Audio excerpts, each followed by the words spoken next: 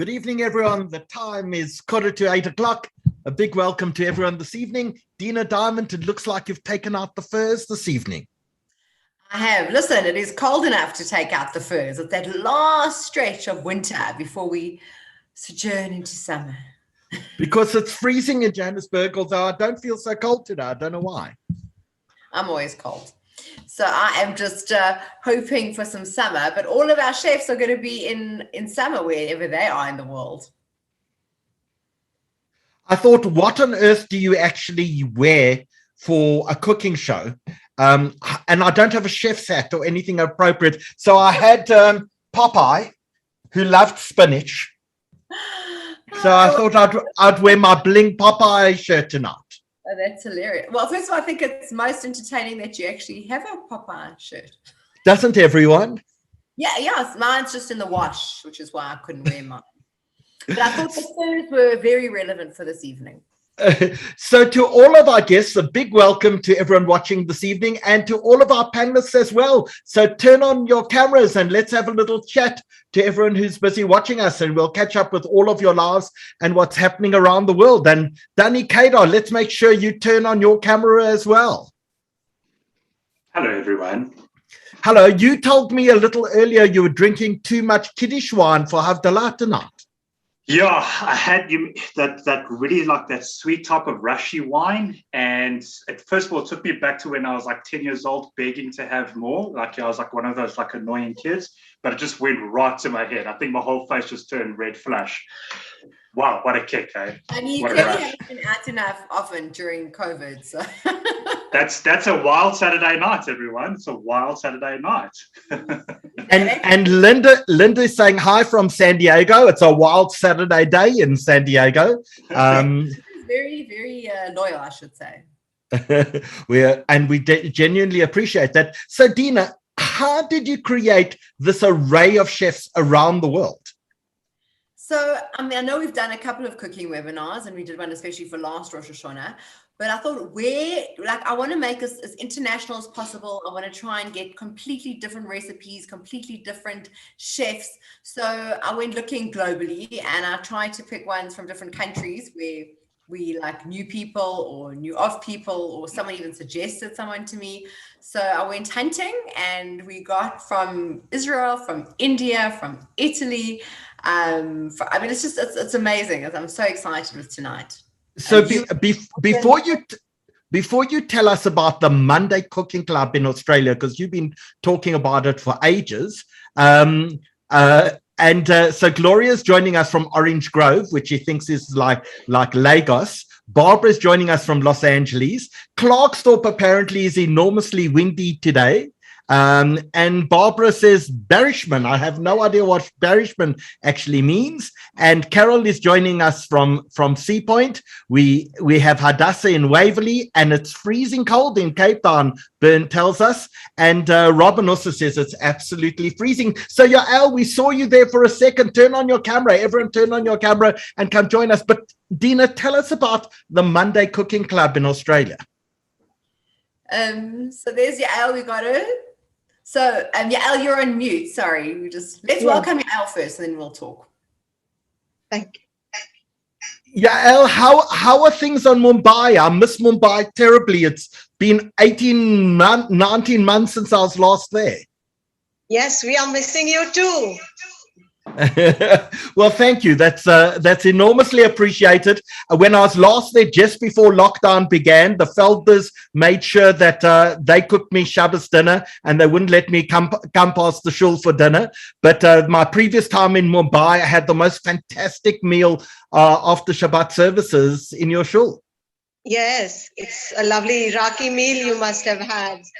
And it was now so. you know how to cook, so you can come home to me. Exactly. I look forward to that very, very much. And Melissa, let's get you off mute for a second and check your sound.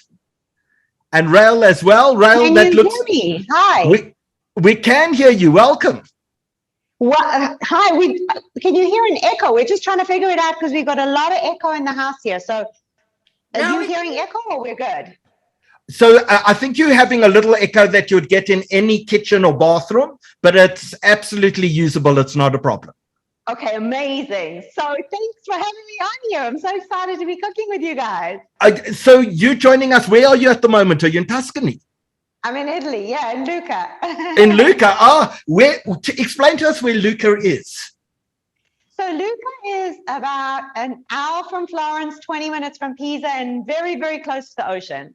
So close to the Cinques and Forte de Marmi and Portofino. So I'm so jealous. along the coast of Tuscany. And how did you land up there? Well, you'll have to read my book, Miracles Manifested. Okay, deal. We've been traveling here on and off for a good part of 15 years. And about 10 years ago, 12 years ago, I said to my husband, we're going to retire here. And I literally manifested with the help of Hashem, this home and cooking school into my reality. So thank you to the big guy upstairs. So can we actually come to Tuscany and do a cooking course with you? And how long are these courses for? You most definitely can. And the courses are generally a week long. And I host them during the summer. They're all inclusive. You just need to book a ticket and arrive and come with an appetite for La Dolce Vita. And I would be on the next plane, let me tell you, if we had any. And how is COVID in Italy at the moment? Obviously, you guys had a very rough start, but things do seem to have improved. Everybody here is pretty much vaccinated, but you still have to use a mask to go into the supermarket and stuff like that. But you can eat at the restaurants without it. But they do check everybody has a green pass or a Euro pass or has been vaccinated. And then obviously in the stores and in the supermarkets, you have to have a mask. So speaking of being vaccinated, Dina, you got your second Pfizer shot this week. Is that right? I did. I got it yesterday. I was very excited. So you're fully vaccinated. Danny, you going, is it tomorrow for your second shot? Tomorrow morning, second jab, everyone. Excellent. Rael, should I ask how many jabs you've had? Only had one, unfortunately. How's it going, everybody? Was it a J&J or a Pfizer? Pfizer. Okay, but you're hopefully coming up for that soon. Yeah, in the next 2 weeks. Next 2 weeks, that's because you're so young. That's the problem. Rotem, have you had your third jab yet? Not yet, but very soon. Maybe tomorrow. Okay. Well, Mother M, lovely to have you. Thank you. I'm so happy. Shavua Tov. Shavua Tov. Where do you join us from? I'm sorry? Whereabout are you at the moment? Okay, I'm in my house, Tel Aviv, Israel, and I'm about to cook in front of everybody my Persian rice, which is very festive and nice for the holiday. Well, Rotem, I can tell you, I'm so excited about that Persian rice. I love Parsi cooking. And you don't get any of it in South Africa at all. So whenever I'm in Israel, I'll always make sure that I can go and get some decent Parsi cooking. So enormously excited for you to cook for us this evening. Oh, I'm so happy too. I love this. It's my grandmother food, and I really appreciate a nice portion of rice. So the family originally came from Persia? Yes, my father. I'm half Persian, I'm half Swiss. Imagine. So you put a little bit of Toblerone into your rice.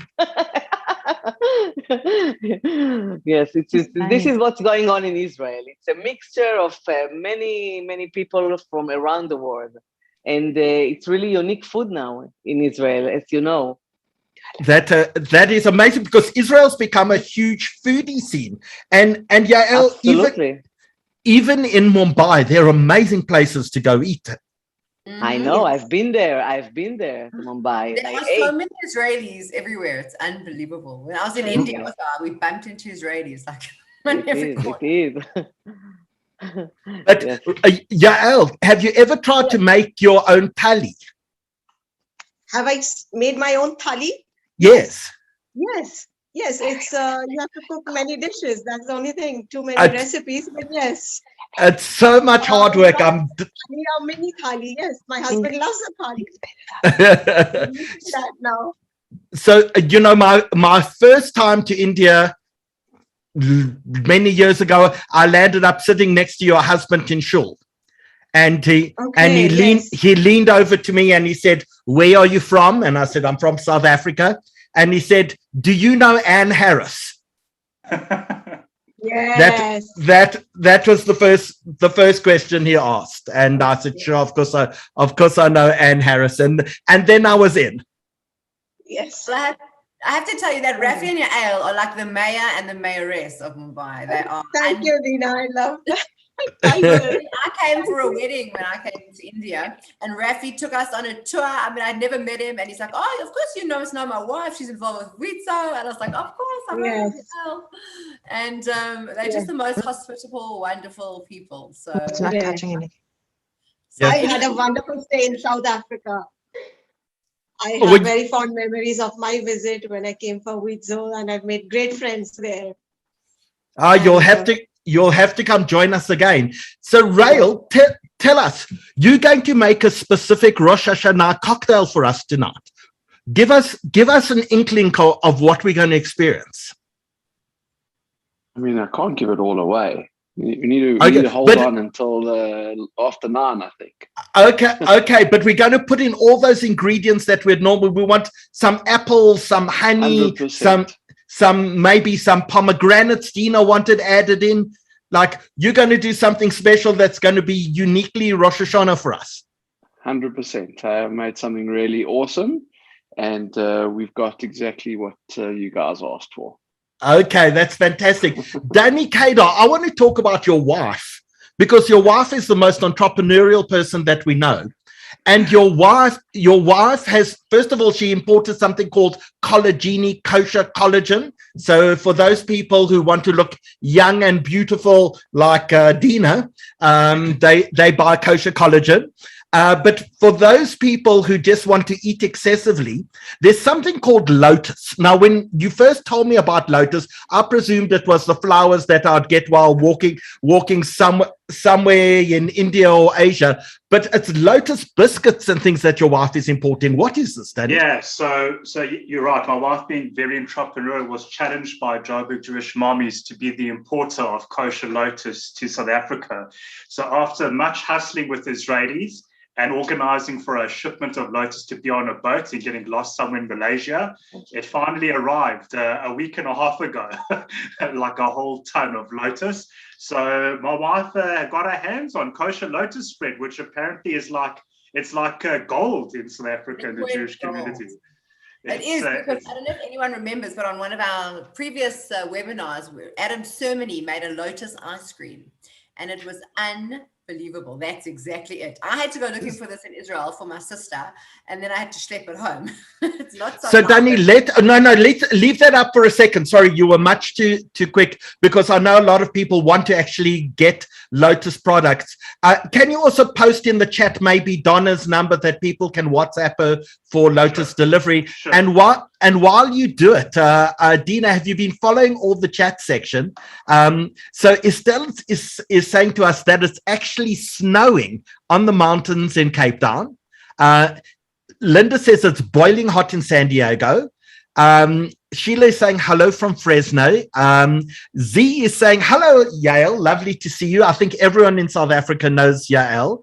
And Patricia Fine says, hello, Yael. So good to see you again. And Martine from Bantry Bay says hi from Bantry Bay, and everyone's looks and seems amazing. We have Margaret watching us from Tokai, and Robin says, hello, Melissa. I remember meeting you. That's for and Yael in Cape Town for Vitso, I think it is. And we've got Ellen saying that we're all coming up sideways and I'm looking green. Now, a lot of people think I look quite green, but I think I'm not so sideways. Should Ellen just flip her phone onto the side? Yeah, I think that could be an option. Now, I wonder, Rotem, have you ever been to South Africa? Sorry, she's busy speaking there. Rotem, can you hear us? Yes, I can. Have you ever been to South Africa? Of course. What do you mean? It's like the best place ever, period. This is the trip that we loved. We went the whole family for 3 weeks, and it was amazing. Amazing. You have amazing country, really. Oh, I love Cape Cod. I love everywhere. We went to safari. Oh, amazing.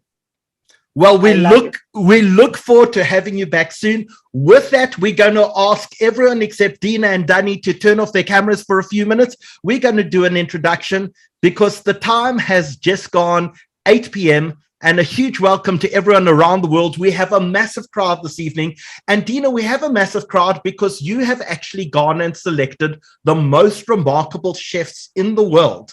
And people are joining us literally from all over the world tonight. Tell us where people are coming in from.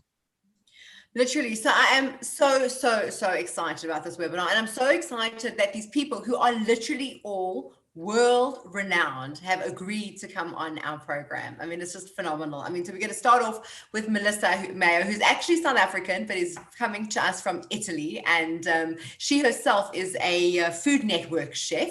So it is just fantastic to have her. So thrilled. Then we've got Yael Jhirad, who is, again, as I mentioned, the mayoress of basically the whole of India. And she is one of the best cooks in India. So she's going to be coming to us with her recipe. We've got Rotem Lieberson, who is coming from Israel. And she has also got over 60,000 followers on Instagram. I mean, if you literally look at all of her posts, you start mouth-watering. It's fantastic. And there's always a Persian influence, which is magnificent. And then, I mean, and she's also a cookbook author, winning cookbook author. She's a blogger. She's on TV in Israel. So absolutely so thrilled to have her. And then we've got Liz Alpern, who's in the USA, in Brooklyn, actually. And Liz makes modern Ashkenazi cooking a possibility from traditional for cooking. And is also super well known, is recognized, I think, in Forbes, top 30 under 30. So no small feat, just so you know who is actually coming to us tonight. And then we've got Lisa Goldberg in Australia, you asked me. So she comes from the Monday Morning Cooking Club. And again, the entire cooking club is world renowned. People are buying their recipe books all over the world. They have their regular show and their recipes are literally followed also on Instagram. So we have literally got a star lineup. I am super excited and I plan on making everything. Amazing. Well, Rosh Hashanah is coming up this year. Danny, I hope you managed to have some guests. When last we asked you, you had no idea if your wife had invited anyone or not. Probably still don't. But I invited my first guests yesterday or today. So I'm certainly hoping that it can be slightly larger than last year, which was a very lonely experience.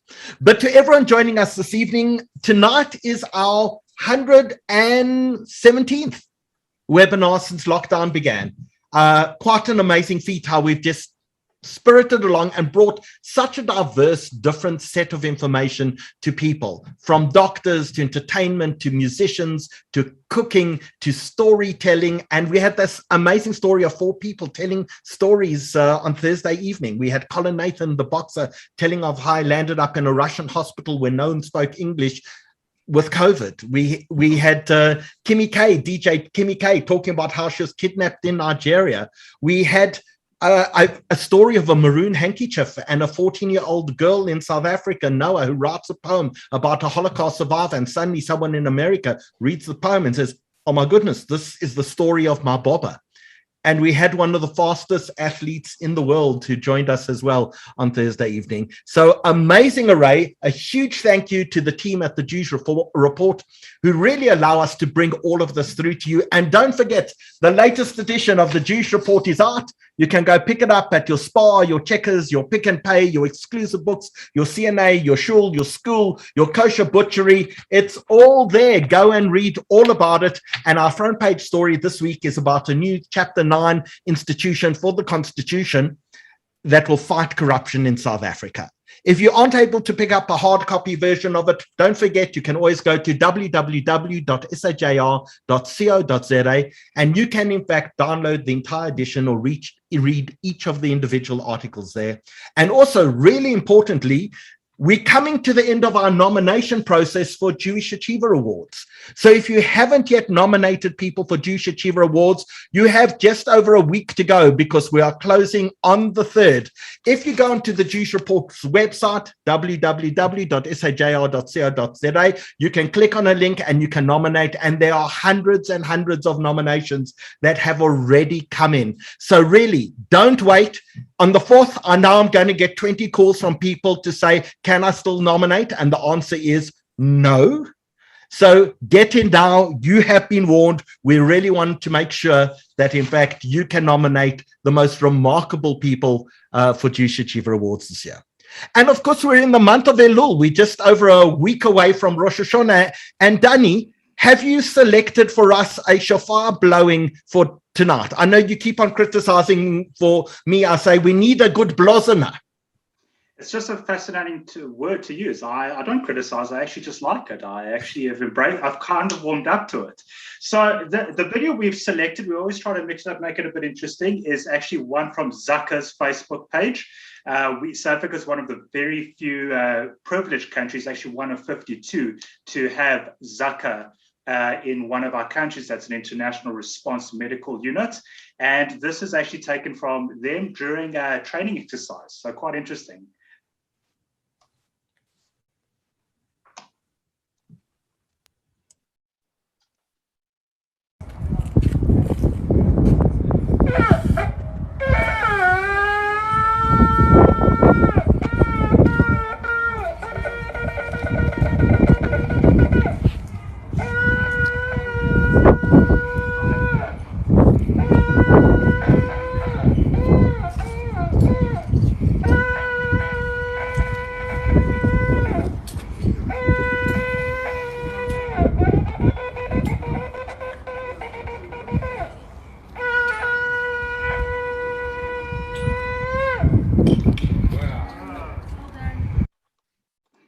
Danny, I'm going to make sure that my rabbi hangs from the roof of the shul when he blows the shofar this year.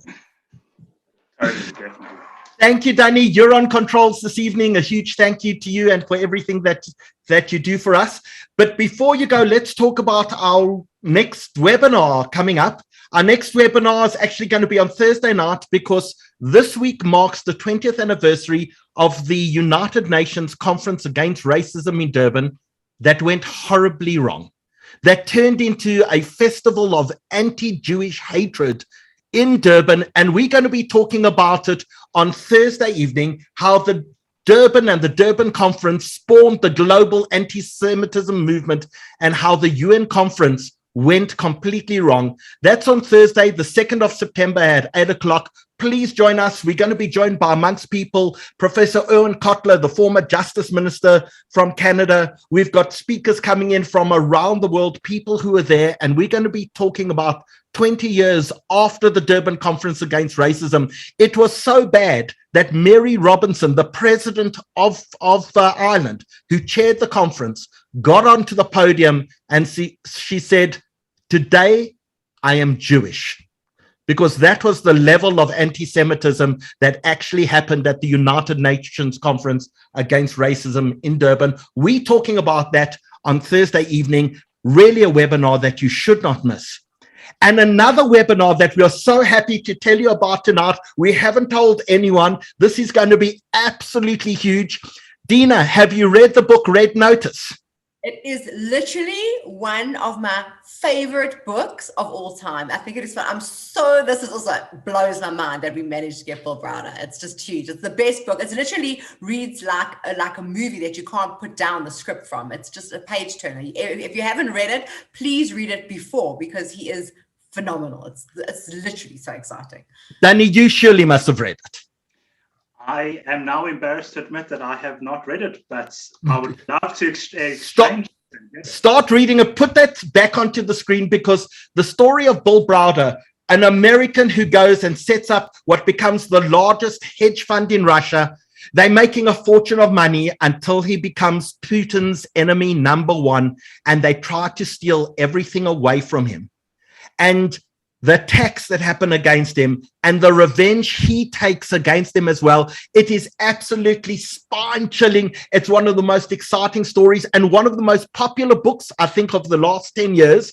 On Erev Yom Kippur, on the 14th of September, we're going to be speaking to Bill Browder. He has a particular fascination with South Africa, and the Guptas have been sanctioned under the Magnitsky Act, which is Bill Browder's legislation in both the UK and America. It's going to be an unbelievable webinar. Get in now. Don't forget to book bit.ly/sajrweb120. It's going to be on the 14th of September. You really don't want to miss that webinar.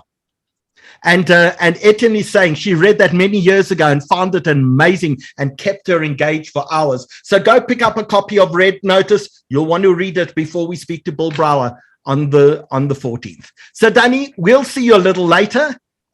Dina Diamond, shall we get on with the show? Let us get on with the show, and let's get Melissa to put on her camera and to unmute, because we are going straight to Italy. That is where we are going to. We are going to the kitchen of Melissa Mayo, a South African living in Italy. And Melissa is a Food Network chef. She has groups that come to cook with her in Italy, like literally living the life. I mean, imagine living and cooking in Italy. So Melissa, good evening. So nice to have you with us. How's it? Hi, I'm so grateful and honored and humbled to even be a part of this lineup. But thank you for inviting me, Dina, and thank you so much for having me. Can I get a thumbs up? Everybody's good on the sound, right? Yeah. We're perfect. Okay, amazing. So what I wanted to do tonight is I wanted to do kind of the things that I do the best, which are like roast vegetables and salads. But one of the things I wanted to show you is when I'm roasting, roast vegetables per se are roasted the same way, no matter what, no matter if I'm roasting zucchini or eggplant or sweet potatoes. So I'm going to jump right in and show you how I usually roast vegetables. I do it every Sunday, a big batch of it. And my game plan is always to teach people how to cook without a recipe, to cook instinctively based on what's in season, using spices to change the flavors. So right now what I'm going to do is I'm just going to take these potatoes and put them in a large bowl, along with some celery and some red onion and some butternut squash, carrots, and lucky to find these in Italy because they're not easy to find, sweet potatoes. But you will be able to find hundreds of free recipes on my website. And if you are interested in my Rosh Hashanah cookbook, you can grab that free as well. I will give you a code in the webinar. You guys can grab that. And over here, I've just taken some herbs from my garden. I've got some rosemary, rosemary, thyme, and sage, which I've just chopped up. I'm just going to put that all over the veggies. And then, so basically I used, rosemary, I used sage and thyme, and I'm going to give it a generous sprinkle of salt and pepper. If you don't have fresh herbs on hand, you can always substitute this with like herb de Provence or, just Italian dried herbs mix. And if you head to my website actually and pick up my free masterclass, it's an 80-page document that's got all my favorite spices and rubs and marinades and mixes, because I think, and maybe my husband can come around here and show you my spice store, spices are calorie-free flavor weapons. They're the biggest bang for your buck when you cook. So without adding any extra calories to your food, these spices will literally take your food around the world, give it a passport to travel without ever leaving your kitchen. So the masterclass will actually show you the spice families and how to marry them so that you can take your food around the world. So I've got that all down in my bowl, and I'm just going to give it a generous glug, glug, glug of olive oil. And the question I get asked the most often is, what oil? And yes, I'm a snob about Italian olive oil. So I love to use because it's herby and green. It's made with an unripe green olive, which is very different to Kalamata olives. They're muddy and dark. But after the EU absorbed Italy, they kind of changed the olive oils so that they had to have some from Spain, some from Portugal, some from Tunisia, some from Greece. So you are looking for 100% Italian olive oil, and it makes all the difference. I literally eat, I think, about a half a cup of it a day, and that is your friend. It really is. So now that I put that all in here, this is generally the same process I follow every time I roast vegetables. I could have had eggplants in here and zucchinis and peppers, whatever you have, seasonal Brussels sprouts, and I generally go into the bowl with a glove and I just massage all of these to coat them so that they're well seasoned. And like if I'd wanted to give these a little bit more of like a sweet baking spice, I could have added like nutmeg and cinnamon and ginger and, some of those spices to make it more of like a pumpkin pie flavor. So now that I have the veggies, this is the most important secret to roasting veggies so they get caramelized and gold. You'll want to keep them one layer thick. The biggest mistake people make is they overcrowd the veggies. They throw too many things on the pan and then they end up stewing and boiling. So baking sheets are like the most essential kitchen item. I have a stack of them, 5, 10 of them. I usually roast. So if you're doing this for Chag, you'd probably have 2 or 3 or 4 sheets in the oven. The trick to get them nicely caramelized is you're not wanting to overcrowd them. So now what I'm going to do is I'm just going to throw them on a baking sheet, separate them so they're one layer thick, and then I'm going to throw them in the oven. I like to cook hot, so 200 centigrade, 400 Fahrenheit. I like to cook them hot and fast, and it'll go in for about 30 to 45 minutes. And if you're looking, as I say, for any of these recipes, along with a whole bunch of recipes, 400 or 500 recipes on my website, melissamayo.com, all of these are there with measurements, tons of salads, tons of recipes. So I'm just going to throw these in the oven, and then I am also going to show you. And I don't play with them too much. I just kind of give them a shoho halfway. I pull out the baking sheet and I kind of just give them a shake halfway. You don't really want to move them around too much. And if you look over here, you can see this gorgeous caramelized color I got on my veggies. You see how nicely browned and caramelized they are? So this is coming from that one layer thick. So my rule is, however many baking sheets you need for the recipe is how many to keep them one layer thick is how many baking sheets you need, because that's the whole thing about recipes, and it's something I stand by today. I've cooked for Oscar winners, I've cooked in huge studios, I've cooked in Vikings and in tiny little ovens that are electric stoves. No 2 ovens are the same. There is a huge difference between what a Viking would do to a GE to a Bosch. So from my standpoint, I always tell my students, learn your ovens, understand what they do. There's no such thing as like 20 minutes. When they're browned, when they're caramelized, and my late mom would always say, taste. So how do you know if the potato's done? You literally take the potato and you taste it. If it's crispy and delicious, and usually when I make roast potatoes, I have to make a whole double batch, because the whole day that I'm cooking them, every time I open the oven, I have a few. And by the time the guests come, Saul's helped himself, Jade's helped herself, so there's hardly any roast potatoes left. So I always have to make double, triple quantity of roast potatoes. Serious weakness of mine. Moving right along, I thought I would try get a few recipes in for you today. So I'm going to quickly show you my coleslaw recipe. And what I've done here is I've chopped up like some red cabbage. This is like a foolproof recipe. My family loves slaws, and I'm just adding some celery to that. And then, because it's Chag, I thought we'd add some apples. I'm just going to quickly come over here and chop these apples into little chunks. And slaws are the best. They're crunchy, they're chewy, they're nutty.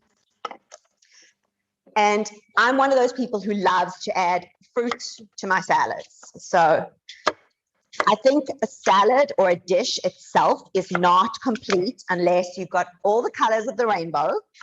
So I'm always plating for the eye. I take all my pictures and I'm trying to plate for color, and it has to have crunch and it has to have chew. Because until you have crunch and chew, you're actually not satisfied. So I'm adding the apples, which will be our crunch. The celery will be crunchy. And then what I usually do each week on Sunday is generally my prep day, where I prep for the entire week so that I'm set up for success. I roast and saute and prep and marinate everything on a Sunday. So my refrigerator is stocked all week with amazing, delicious food. So what I've done here is I've taken a whole assortment of, so you come to this board, to this board, sorry. I've taken an assortment of dried fruits here. So I've got some apricots and some dried oranges, some figs, some cranberries. And what I usually do is I always have a dried fruit and nut mix in my kitchen, because when I make salads during the day or for dinner time, I feel like a salad is not really done till you have that crunch and chew. So I always have like a bunch of dried fruits and nuts cut up. So here, whatever you have, this is about 2 cups of dried fruit. And I also have 2 cups of nuts. Unfortunately, Italians don't sell candied nuts, but if you're in the States or you're in South Africa at Woolworths and stuff, and you can get like candied pecans or candied almonds, they're actually way better in this recipe. I was going to brown them for you, but I figured I'd try get in as many recipes as I could in my time slot so that you'd have some inspiration. So basically, these are just going to go into the salad here. So about 2 cups of assorted dried fruit, and I'm addicted to this dried orange peel. I absolutely love the stuff. I think citrus just gives such a bright flavor. And then I'm going to add about 2 cups of nuts. And I'm saying, if you're doing this for Chagim and you have access to candied pecans or candied almonds, you get the ones from Trader Joe's if you're in the States with like sesame seeds, definitely add them. They're delicious. And then I'm going to make a salad dressing. And I never, ever, ever want you to ever buy salad dressing again, ever. It's toxic. It's got chemicals your body can't digest. So I'm going to show you usually how I make a salad dressing. And it's really, really easy to see, because I usually do a ratio of like 50-50 to oil and vinegar. And then I use either a binding agent like mustard or honey to combine it, or some citrus, and then salt and pepper. So I have the olive oil here, good Italian olive oil. I'm just going to add some red apple vinegar, apple cider vinegar. You could add red wine vinegar, you could add balsamic. All acids serve as acids. And please, going forward, like if you don't have a vinegar in your pantry, even a lemon will work. So you see how I can already see the ratio is 50-50. I can see where the oil is separating to the vinegar. So this is generally how I make dressings. I usually have equal parts oil to vinegar. Can they see it separated? Can you see it? Okay. I should have put spring onion in the salad, but I couldn't find it at the store. Italians have different produce, and they definitely don't have produce year round. So instead, I'm adding a couple of tablespoons of just chopped red onion to my dressing. And then because it's Chag and it's Rosh Hashanah and we want a sweet, round new year, I'm going to add a good, generous helping of honey. Yum, yum, yum, yum, yum. And then I always season to taste with salt and pepper. And remember, you can't take salt out of a dish. You can always add more salt, but you can't take it out. So I season with salt and pepper to taste. And a good bottle of salad dressing will last you the whole week. So generally on Sundays when I'm prepping, I'll make the salad dressing and just keep it on the table. So please promise me going forward, no matter what, Chag or not Chag, you are never going to buy bottled salad dressing again. It's got toxic chemicals your body can't pronounce, you don't want it in your body at all. No more bottled salad dressings ever. And play with them. Add some paprika, add some oregano if you're doing a Greek salad, but no more bottled salad dressings. Okay, so here's my salad again, surgical gloves, because I like to massage the food to coat it. And generally, I like to dress the salads I'm serving at the time the guests arrive. But when it's a coleslaw, a half an hour earlier, it just kind of soaks in. So I'm just going to pour that over everything here. And thank you to my husband for filming this. I know he wants to go for dinner, but thank you very much, Soli, for filming. And he's also a nice South African Jewish boy. And he's doing a great job as my cameraman. Thank you, Soli. So I'm just going to mix this all together, and I'm looking for color. And then once I'm done, I'm just going to plate that up into my bowl. And we are good to go with an apple, chunky, fruity, nutty coleslaw. And while I was at it, I figured I would do a riff on a little salad I have on my website, which is super quick. I'm just going to show you what I was doing, and you can take it from there, because I know you've got to get back to your panelists. I'm just looking at time. I don't know how I am on time, but I have the salad, which is like a candied pear salad, which you brown in butter. But bear in mind, if you're making this recipe, this is a dairy recipe, you do need butter for this. So what I've done is I've sliced the apples super thin, and then I put a little bit of butter in the stove, in the pan on the stove, and heated it till it's a little brown.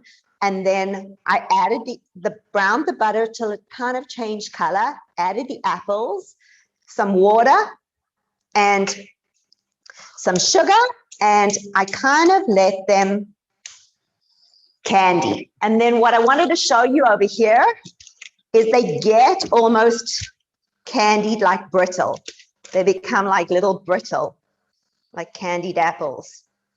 So what I'll do is, you want to lay them on like parchment or wax paper, because they do stick together. So once you've reduced it down, you're going to then put it on different layers of parchment paper. And if you're doing chag, you can actually do this ahead of time, roll this up, and then when you're assembling the salad, you'll put it on top. So I'm going to quickly assemble a little salad here that I have. I have some mixed lettuce here, some cukes, some yellow peppers, because I'm looking for color. Always plating for color, and I'm going to just top it with some candied apples. And then, because it's chag, and chag is all about pomegranates and all the seeds of the pomegranates being the amount of mitzvot we should do each year, I've managed to find in Italy a pomegranate. So we have all the rainbow colors, we've got texture, we've got crunch. And there you have it. I hope I've knocked out some veggies and 2 salads. And as I say, you can head to my website. I will put the code or in the chat. You can grab my Rosh Hashanah cookbook. It's a full menu from start to finish. And also, there's an Italian-inspired Rosh Hashanah menu on my website under the blog. It's a dairy menu I usually use for breaking up the fast. And then there are over 400 free recipes. So cook with me, send me your questions. I love hearing from you. Please tag me, send me your shots, and Shana Tova, a sweet, round, full new year filled with all of Hashem's blessings. Melissa, wow, that looks phenomenal. And I know so you're getting messages. You're amazing, Melissa. I am Bernice Berson's mom, Barbara Gons. And someone also wanted to know what knives you're using. What knives are you using? I love Victorinox. And if you're interested, I have outfitted 3 kitchens, one in LA, my cooking school kitchen, and this kitchen. There is a master list on my website. Just search in the blog, Melissa's Master List. It has all the knives and things I love, but I swear by Victorinox. They make Swiss Army knives. They are my knife of choice. There's nothing better in the kitchen than a sharp knife.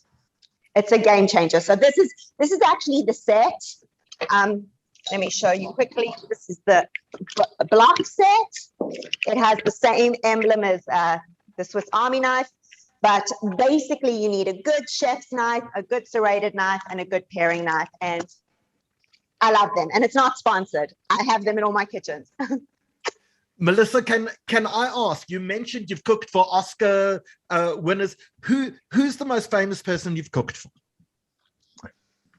The one I can't tell you because I signed an NDA. But let's say he's legitimately a billionaire, like real billionaire. But I cooked for many years for Hans Zimmer.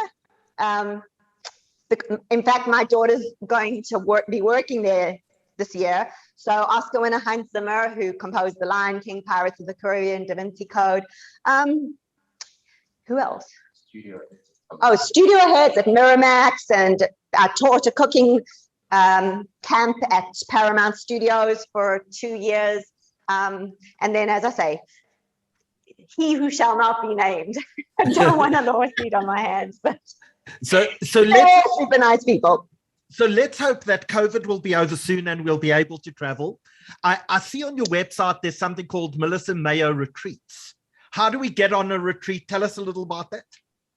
Okay, so because there's only 10 people per retreat, it's super, super important to me that my guests are all looking for the same experience. So like if you're wanting to come here and hang off a yacht and do, shots and drink spritzes and go around the Cinques and go to discos and like dance till dawn, there's a different retreat compared to people who just want to cook and catch an early morning yoga class.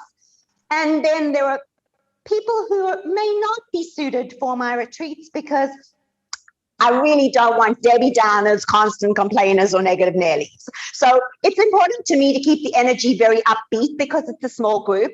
So generally what will happen is people will have a call to kind of discuss their perfect trip.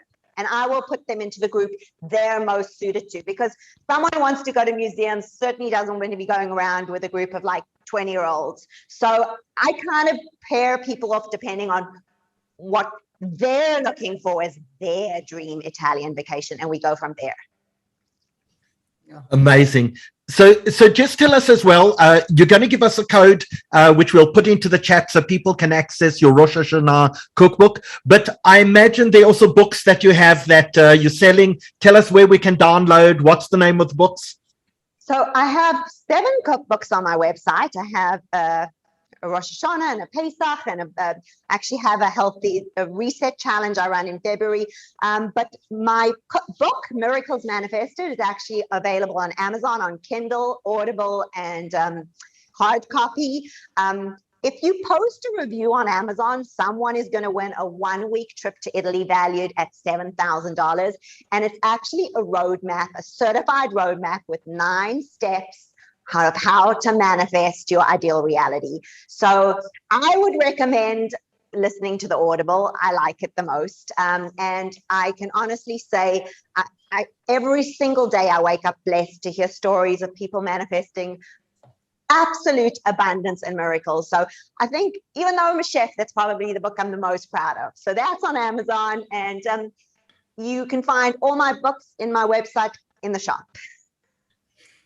Amazing. Fantastic. That was absolutely, absolutely stunning. Oh, you guys are amazing. I feel so honored and humbled to even be in the company of these chefs here today. And thank you for including me. I have traveled around the world, but I am South African to my core. It's my home. It's in my heart. I'm proudly South African. So this has been an absolute joy. Well, we loved having you. We love your energy, your passion, your enthusiasm, and your absolute love of food, because it totally comes through. So thank you for joining us. Thank you so much, Dina. Hope to see you in Italy as well. Me too. Dina, Jody Rakusan's just messaged me. We're going. I'm there. Listen, give me an airplane. I'm on it. I'm ready to go. No problem. Okay, so now obviously that was just phenomenal, but we always have sponsors, and tonight is no different. We have the Chevra Kadisha. We've got a video from them that we'd like to show. I mean, I had my jab at the Chevra Kadisha yesterday. It was so easy, so painless. It was an absolute pleasure. So if anyone still needs a jab and wants to go book at the Chev, you can just even walk in. It's wonderful. So let's, without further ado, let us play the ad from the Chevra Kadisha. Danny, please play. .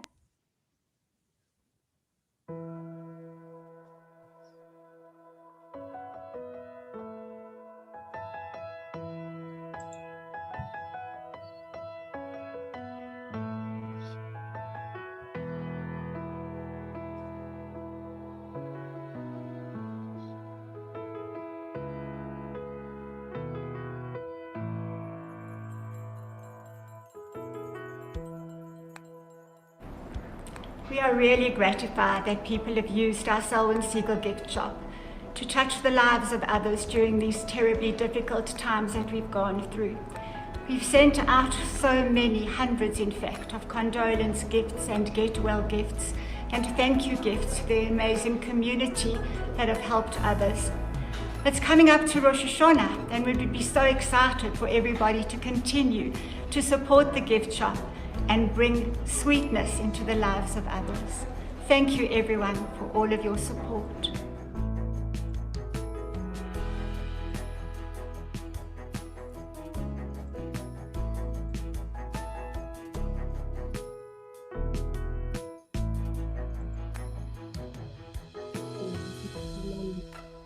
Speaking now.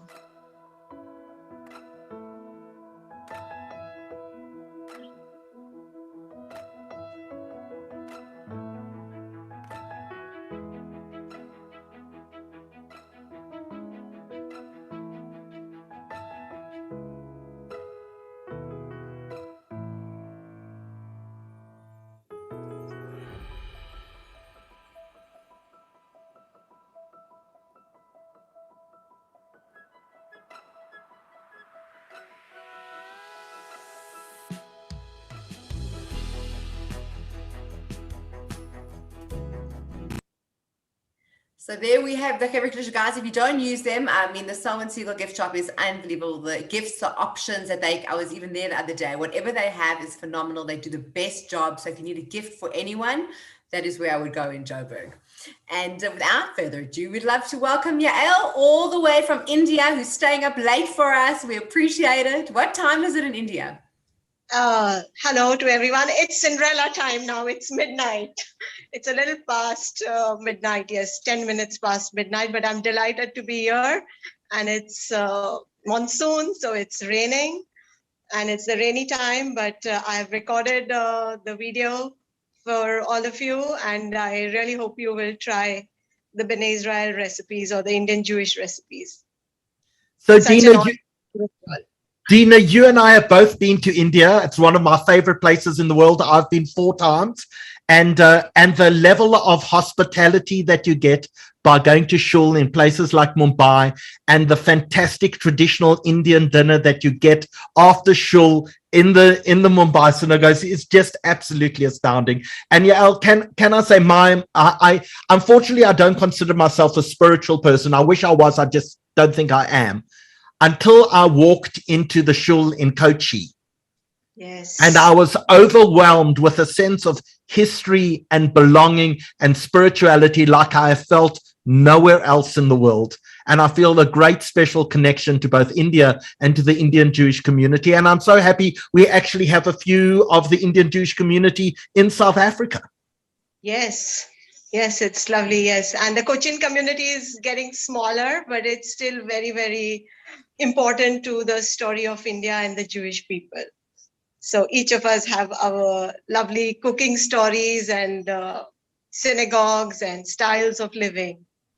And in Mumbai, you've come to the Iraqi community, the Baghdadi synagogue with the Knesset Eliyahu synagogue. And that's open to every traveler who comes to Mumbai for their Shabbat Kiddush, dinner as well as lunch. And I hope it starts soon again.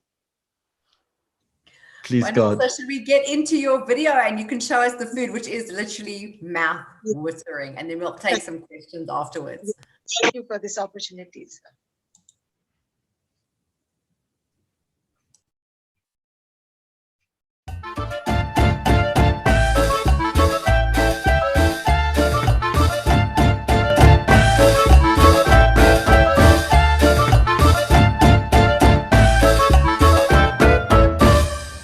Shalom, I'm Yael Jhirad from Mumbai, India. Shana Tova to all the viewers and readers of South African Jewish Report. I'm very glad to be part of this MasterChef Rosh Hashanah. I bring you secrets from the Bnei Israel kitchen. The Bnei Israels are the Jews who came to India about 2,000 years ago around the Konkan coast. Now I'm going to show you how to make the festive pulao. To make the festive pulao, I use basmati rice, which is a long grain rice. That rice has been soaked for about half an hour, and drain the water. I have carrots, I have French beans, green peas. In the festive pulao, what's nice about the pulao is that we use a lot of Indian spices. You know that India is very, very popular or captured various invaders to this country for spices. So in this recipe we use those spices, namely the black pepper, which was known as the black gold. Its weight was equivalent to gold. We have cardamom, we have the bay leaves, we have the cloves, and we have the cinnamon. So we will now start the preparation of the festive rice, to which I will add 2 tablespoons of coconut oil. Let it get hot a little. The first item to add will be the bay leaves. These are the leaves of the cinnamon tree. Okay. Then 1 inch of cinnamon, 3 or 4 cardamom. We have a little cloves, black pepper, the black gold. Spices are very important. This is another interesting spice called as the star anise. I will add green peas, French beans, carrots. Stir it well.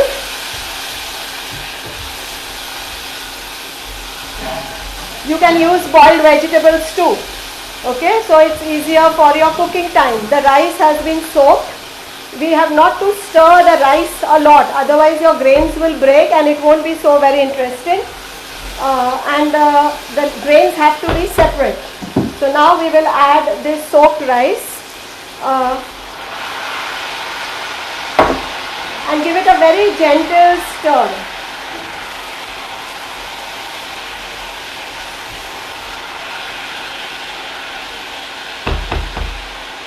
At this stage now you will add see how little the spoons are for turmeric or the spices, half a teaspoon. Spice boxes have a little vessel and the turmeric, so a little turmeric for color. Okay. We have salt. I use pink Himalayan salt. Now we have shifted from the iodized salt, so 1 teaspoon of this amount, or salt to taste. Pink Himalayan salt. The raisins which were cleaned, soaked. Here, sweet raisins. Cashew nuts. You can add almonds, you can add walnuts, you can add berries. Yeah, and we give it a lovely mix. Let it mix a little well. See how beautiful the colors are. And you can have this amazing aroma of all the spices. Now you can add a little more turmeric, but I like it when I can see literally the rice, and stir it very gently. Now for the rice, it has already soaked. I'll give you an easy formula to cook the rice. For every 1 quantity of rice, so if I've taken 1 bowl of rice, you have to add double the amount of water. Yeah, so you will never go wrong with it. And if at all you add, so here I am adding the water. So this is double the quantity of this.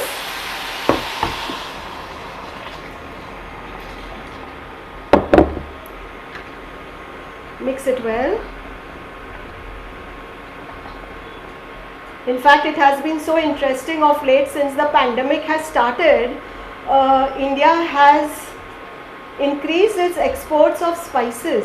More so turmeric. Turmeric has a content called as curcumin, which has very anti-inflammatory effects and which helps with respiration, with your joints. If you have inflammation in your joints, it's good for your skin.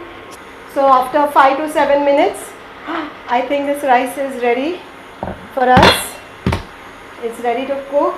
Stir it very, yeah, you can see how beautiful and separate the grains are. And the vegetables have all retained its color. To test the rice, you can just crush it with your finger, and there it is. If you don't like it, so our festive Bene Israel festive pulao is ready for us to enjoy. So along with the fish curry, we also fry the fish. So to fry the fish, we take ginger garlic paste, salt, lemon, chili powder and turmeric. And we will fry this. So it's a very easy process. You can make this Indian fish fry very easily. You will take some ginger garlic paste, spread it out easily on the fish. Yes. You'll add some turmeric. See, now it's only a pinch, always a pinch of turmeric. You can take it with your fingers. I'm showing you how to do it home style. So you get an estimate of how the fish is done. A little salt and chili powder. For chili powder, as I said, we will be using Kashmir chili powder. There are lots of chilies which have variety of spiciness. But Kashmir chili is the chili which has a perfect flavor, and it gives a fantastic color without its spiciness. And we will squeeze the juice of the lemon depending on how you want it, but a little bit of tanginess or sourness to the fish is always liked. Yeah, so a bit of so you will apply it nicely, leave it on the fish, and you will keep this aside for 10 minutes till the time your fish's curry is cooking. This will be ready to fry. So now the fish has marinated nicely after 10 minutes.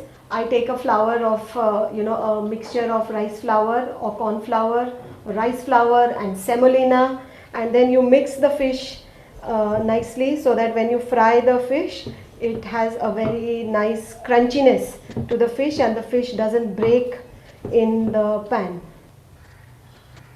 I'm adding the coconut oil to the pan. We'll let the oil be hot. It should be nice and splattering hot. I will take the fish, again try to dab it in this mixture. And now I will add it to the fish and let it fry on both the sides. Our fish is nicely crispy and ready. We will also let it cook it a little in the standing position. So I will hold it, yeah. Now our fried fish is ready for us to eat, and this slice of fried fish with a simple potato vegetable or even just a chapati makes a wholesome, delicious meal. Yes. So now I am going to demonstrate to you the recipe of the Bene Israel fish curry. To make the Bene Israel fish curry, we use kosher fish which is available freely in the coastal regions of Maharashtra or the Konkan coast.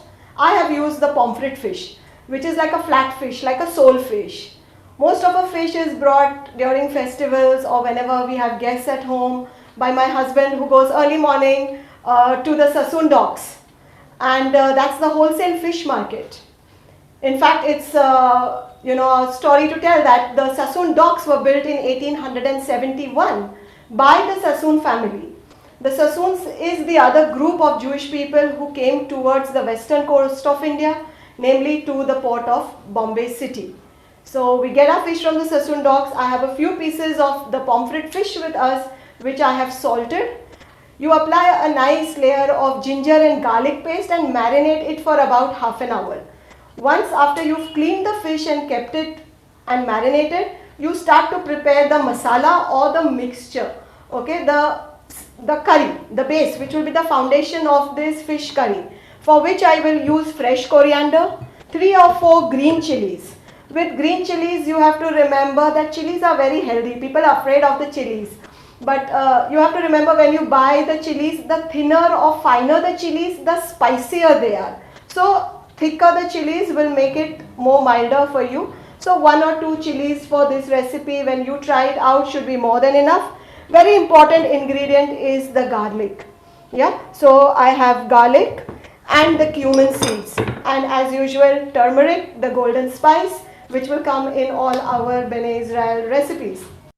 So to make the Bene Israel fish curry, I will again be using the coconut oil.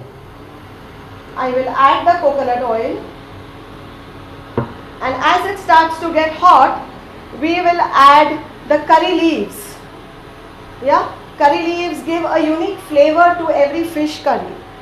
The masala is ready. Do not add salt or any powders at this stage. Once that's ready, you can add the fish into it so that it first starts to cook. Let me get it down. Yeah. You can see it's splattering well. Let it be in this splattering oil mixture for a few,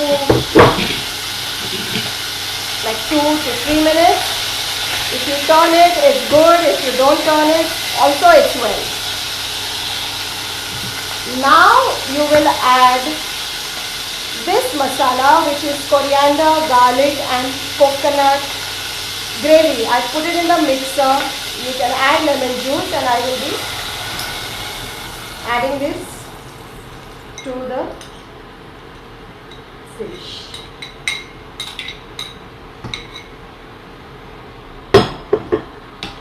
Now you can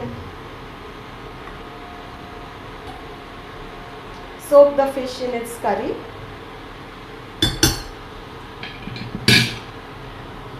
Turmeric.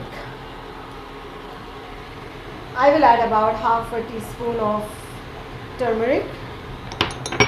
For fish, you have this very unique fish masala. If you cannot find the fish masala, you can add the curry powder. But we have a fish masala which we make. It's a proper mixture made for the fish. And we generally buy it, like in the Jewish community, we buy it from our Bnei Israel women. Many of them run small home kitchens in which in the months of April and May, when it's very hot, the spices are dried in the sun, and they make this mixture, the masala made of cumins, coriander seeds, what else, chili powder, turmeric, and it's a ready mixture specifically for fish. So I add this fish masala and give it a stir. You can see it's getting a nice boil. Depending on the amount of curry that you want, you add the water. Bnei Israels love to add the curry to the rice. So I also like it with the curry. So 1 glass of water for this volume of fish curry should be fine. It has to have a little tang. We generally use kokum or raw mangoes in the mango season. But now it is July, August, there are no raw mangoes. I generally try to use we substitute, or you can use actually very well, lemon juice. It gives a little tang to the fish. And we will let this fish cook. Remember, the fish is very delicate. You don't have to cook it for a very long time. Just when you feel that it's done 70%, you can stop the cooking, because the curry is a hot liquid. And once the cooking is done, close your utensil and let the fish cook in that curry. So I will close it and I will let this fish curry cook. So for health, because it is this way when it's in the curry, that families tend to eat tomatoes or vegetables which they generally want to avoid. So I will add a spoonful of tomatoes because it's now adding another added nutrition or additional value to this fish curry. So after 5 minutes, you can see that our fish curry is ready, and I wish I can have all of you here to taste this very fragrant and flavorful, healthy Bnei Israel fish curry. The recipe that I'm going to show you is the potatoes and green peas vegetable. I'm adding 2 teaspoons of coconut oil. Then I will add curry leaves, to which I will add some mustard seeds. I have diced a few green chilies, and you can add it, you can de-seed it. So we have a few green chilies. It's spluttering really well now. Then we will add the sliced onions. And yeah, I have taken all the onions, so I will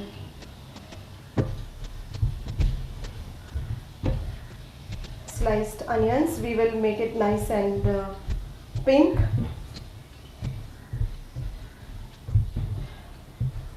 Once they're nice and pink, I have boiled potatoes. We will add the boiled potatoes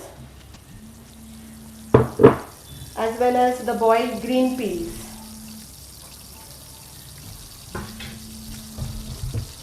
At this stage, as you are mixing all the foods, as you're mixing all of them really well, you can see how beautifully it has mixed and it is cooking. You will add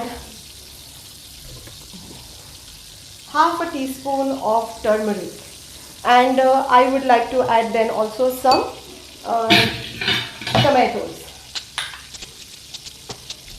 You do not need to add any water in this. You have to stir it constantly until it cooks.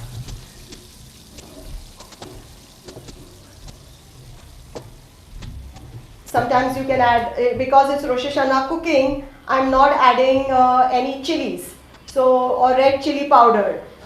If you want more color, you can add the Kashmir chili powder to this too.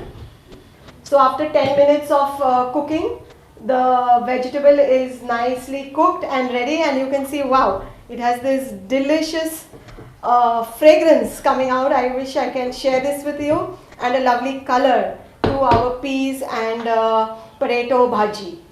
So here we have our peas and potato bhaji is ready. I will take a little chopped coriander and I will garnish it with coriander for a lovely fragrance and taste. Our festive Ben Israel meal is ready. I've prepared for you fried fish, which is pomfret, festive pulao, fish curry, peas and potato vegetables. And during Rosh Hashanah, people will end this meal with a traditional sweet called as a halwa. It's a cheek ka halwa. All this food is prepared with kosher ingredients. It's kosher fish, kosher vegetables and fruits. And on this occasion, I want to thank all of you for inviting me and traveling this journey with me in the MasterChef Rosh Hashanah presentation of the South African Jewish report. And I would like to wish each and every one of you, members of the Jewish community in South Africa, readers and viewers of the South African Jewish report, a very healthy and a happy new year. A year full of happiness, with lots of sugar and spice and all that's nice. Shana Tova. Oh yeah, Al, you are too wonderful. You really, really are. And you're getting messages right, left and center telling people who've experienced your hospitality, who maybe have been on a tour with you or Rafi, and it's just really, oh wow, that was mouth watering. Hey, Howie, are you ready to go for a meal? I'm ready to get on a plane. I want that food now. So Yael, also you run Jewish tours of India. Tell us a little about that. Oh, well, I do run Jewish heritage tours of Mumbai along with my husband, and we basically because we're such a small number, the idea is to, keep these places moving and going so people go to them.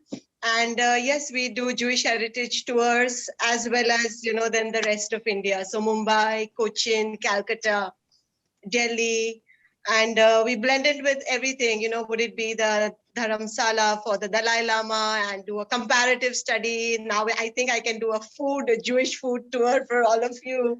So yes. I can't tell you, Dina, I don't know if you've ever done it, but I've done a tour of the Chor Bazaar, a food tour of the Chor Bazaar, which is the Thieves' Bazaar, and it is just an astounding experience. That's amazing. Yes, that's right. Now I think that Chor Bazaar has gone in for redevelopment, so we don't have it at the moment. Maybe it will come up in a new color. So hope so soon. Yeah, there have been a few questions about the fish. I'd just like to tell that you can use any fish. We use the pomfret fish, but you can use the Indian kingfish or, any fish which has slices. They can be boneless to make the fry fish or even the curry. Whatever fish is available is that you can use. We use pomfret or what is called ravas. It's the Indian kingfish. Yeah, so probably a hake or something like that in South Africa. Yes, I'm sure there is. And this Rosh Hashanah, I made the fish recipe because fish is a part of the, the Seder order of the Rosh Hashanah. So therefore it is, the fish, the same curry which I made, the fish curry, you can use it also to make any other gravy. So you can make an egg curry. This, you can put black beans, beans are also used on the Seder table. So a curry made out of the black-eyed beans, like chauli, we call it chauli. So you can use this same curry for making any other, egg curry, eggs and potato. It makes a lovely curry that way with the rice. And so while cooking this, I had great memories of, everything about Rosh Hashanah. And the most important thing about Rosh Hashanah at one time, we miss it now, were the Tashlik prayers, because the Tashlik prayers was a time for matchmaking. So every, father, my parents brought the prospective, their son, grown-up daughters and sons, and that was a time when most of the matches were arranged in our community. So Rosh Hashanah gets really special, and it's, very enthusiastic. Everyone gets a new set of clothes for Rosh Hashanah, especially. So Yael, just before we move on, so many people have asked for your contact information. Can we ask you and Ralphie just to put the information in the chat as well? We will send it out as well together with the recipes to everyone. But I think there's so many people busy chalishing, if I can use a Yiddish word, to get on an airplane, get to India, go taste those magnificent spices and dishes themselves that we actually can't wait. All of you will come, and I can come to all of you. I just hope it will be on good old times again.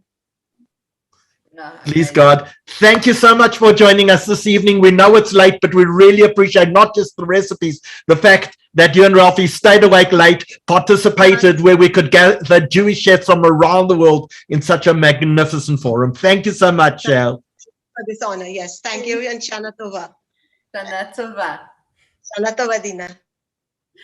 So no, she's always so wonderful and so accommodating, Yael. She's unbelievable. So moving on to the next country that we're going to go to, it's quite ironic because we've actually got one of our sponsors, which we have often on our webinars, and that is Hold Real Estate for a home in Israel.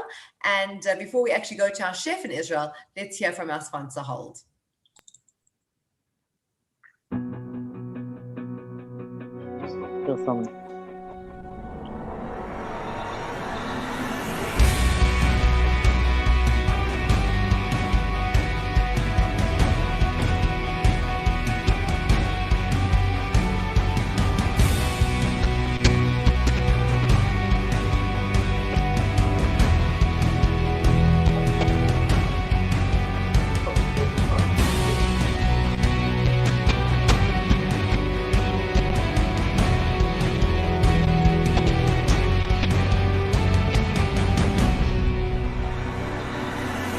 ישר רואים אותי.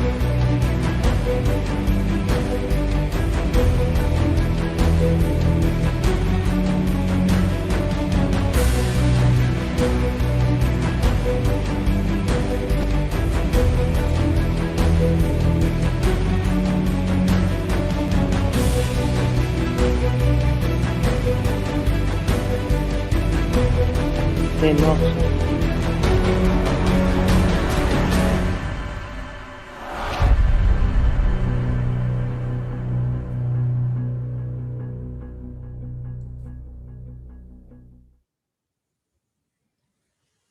So thank you again to Hold Real Estate. For anyone looking to purchase property, please do try and get hold of them. We'll put up the details, but we're going to run a poll. So if you'd like Hold to get hold of you and send you all the information on what properties they have all throughout Israel in different price ranges, please, Danny, I think we're going to run the poll now that we can actually, people can actually be asked to contact them, and then we shall see. Danny, are we there? Sorry, we're joined by Danny says no poll. Okay. Oh, we're not doing a poll. Okay. All right. So if anyone wants to get hold of real estate, you can just Google them. We'll have put the details in the chat. So we are going now to Israel. We are flying there for our cooking because we can't get there. So Rotem, please put on your camera so we can see you in your beautiful kitchen. Welcome. So nice to have you. Let's unmute you.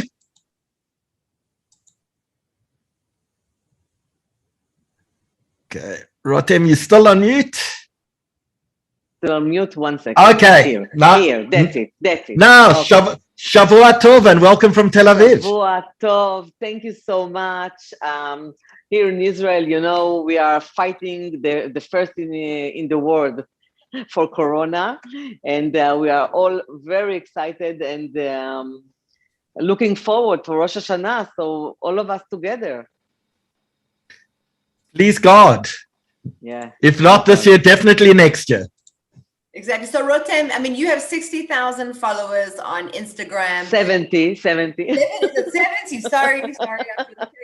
But I mean, that in alone says everything about your cooking. It is not only does it look amazing, but I've heard that it tastes amazing. My friend Yehudit Novik put me onto you. She said she had booked a cooking class with you in Israel, and she was so upset she couldn't do it. So when she's just recommended you, I went straight away to look, and everything just looks phenomenal. We know that you've got a Persian influence. And Thank you so much. Okay. So what are you going to be cooking for us tonight? Okay. I'm gonna make this is my Persian cookbook. I have another cookbook, but this is a Persian one because I'm half Persian, and I'm doing this rice, which I'm gonna make for Rosh Hashanah this year. And I have to tell before we start that Persian rice is we are cooking it completely different than regular rice or Indian rice, or it's completely different because we cook it in two ways. The first stage, two stages. The first stage to cook is like to cook, I am calling it the Italian stage, because it's really like we cook pasta. I have a pot full of boiling water with salt, and I'm just putting the rice, after I wash it very carefully, of course, I'm just putting it to cook like pasta al dente, but rice al dente for 7 minutes. That's it. This is the Italian stage. And then we're going to the second stage, and I'm going to show it now. You really have to look carefully because it's a little bit tricky, but the result is really amazing, okay? So we're going to start now. 1 second.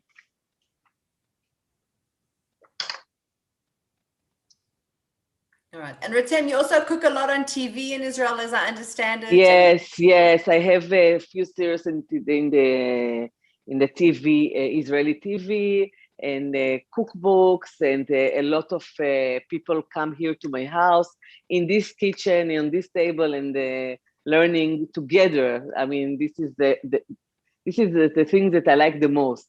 We are eating together, gathering, cooking together. It's really nice. I love it. So I'm starting with my pot here. I want to show you. The first thing you put oil. And this is really tricky because the Persian supposed to be cooking without oil. This is not true, especially when we come to cooking rice. So we really need to put some oil, let's say 1 centimeter, okay? And we will put a little bit turmeric or saffron, okay? If you have saffron, you put a little bit of saffron or a little bit of turmeric just to get the right color on the bottom. I mean, everybody fight for this bottom of the pot because it's gonna be crispy and it's gonna be like a cake when I'm going to turn it over. So in order to get this crispy part, we're gonna put it on the stove for 1 second.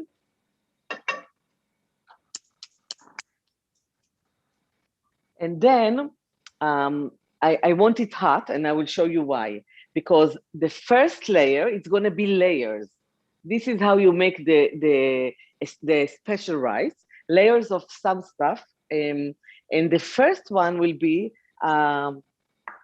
potato, this thick, because it's very nice when you flip it over to see a crispy potato as well with the rice. So I'm going to show you how I put it, and then I will start with the layers of the veggies, the meat, and the rice, of course. So 1 second. Okay, that will be enough. It's a little bit warm just to make the turmeric, you see, melting with the oil. And I'm flipping it like this because I want a little bit of the oil on the sides as well. Okay, so I'm starting with my potatoes. I'm putting, yes. I don't want to burn my kitchen. Okay, so I'm putting my potatoes the way you want it, and as much as you want. I mean, some love to put all of it. I like a piece of burn rice as well with my potatoes. And now I'm starting. This is the rice, which I cook 7 minutes, like especially exactly like a pasta. Okay, it's not well done. It's just a little bit, and I'm putting some of it for the first layer. I hope you all see.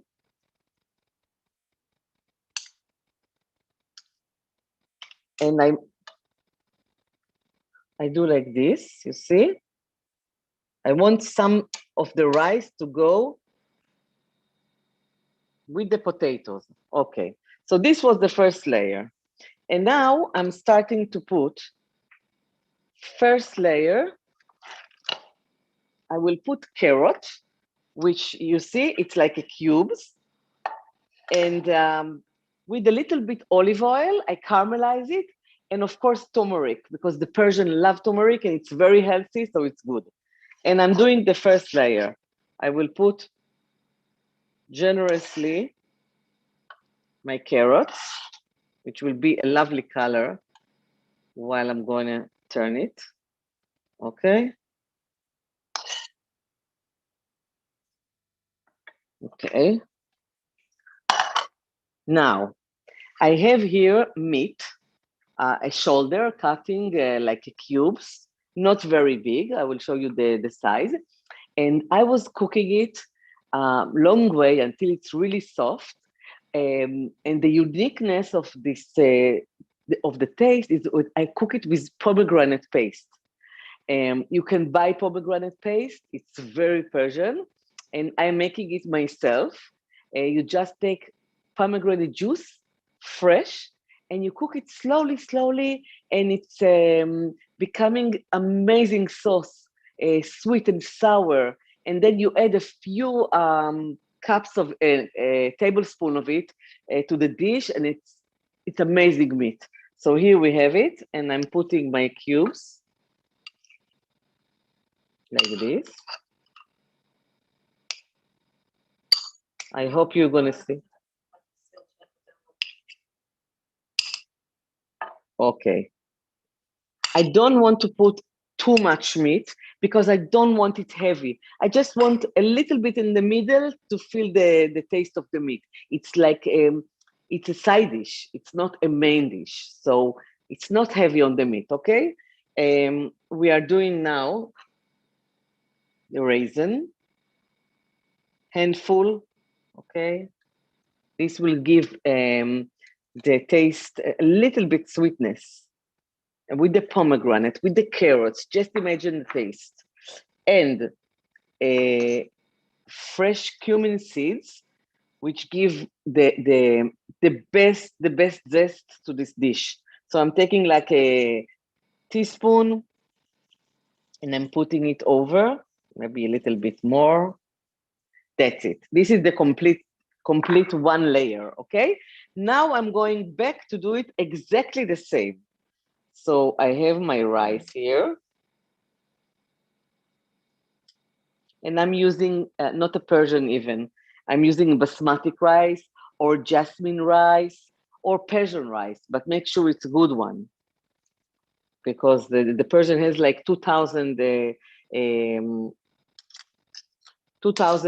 types of Persian rice, but only, especially here in Israel, not a lot.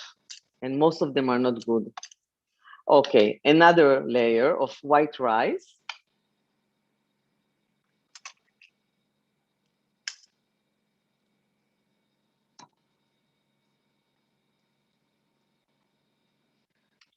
And again, raisin.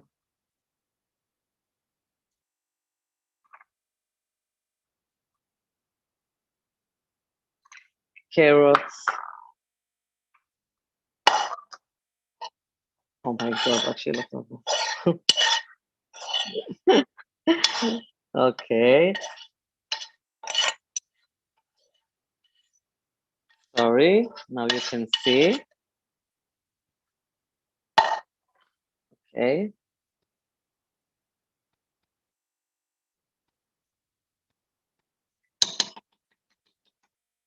And my cumin seeds.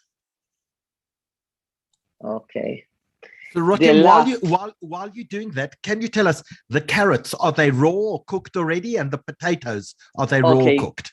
Okay.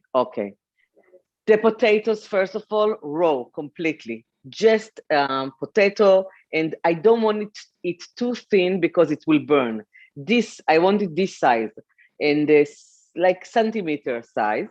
And the carrots, I pre-cooked them already. I told it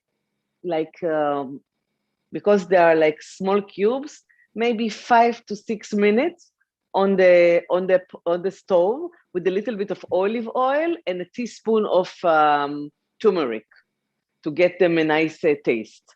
That's it. This is with the carrots. Okay, now I'm doing the last part of this rice.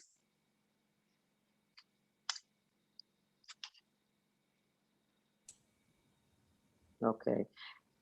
I want to tell you something that is very important. Except the first layer, which I really make sure it's on the bottom. Here, the rice has to be really, whenever it falls, the way it stays. I don't push it. You see, it's loose. 1 second. All right, and the pot you're using, does it have to be a heavy pot or just a normal pot that you would use to cook? Okay, it's definitely not very heavy because you have to do the flipping. But what is important, especially for people who doesn't do it on a daily basis, that it will be like a non-stick one, so it will be easier to rise to get out of it. I will give you a few tips how to make it successful. Okay, so I have here the last one. That's it. Here, I make sure it's even. And then what is important is 2 things. First of all, we make like small holes. So we want the steam to go out, because the first question everybody is asking, there is no water in the rice. How it's gonna be cooked? This is a rice that we are cooking with no water.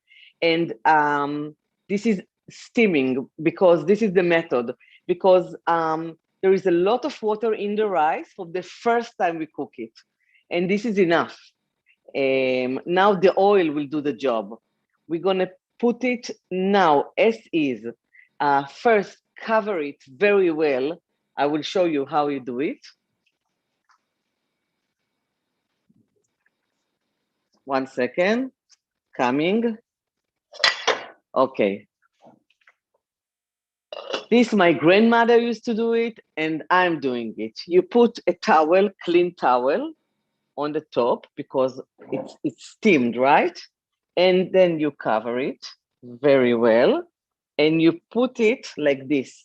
If somebody saw it before, because you can see it in a lot of places that Persian are cooking, you see this towel.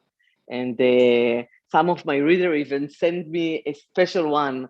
They did it for me. It's beautiful to put it like a special towel fitted to my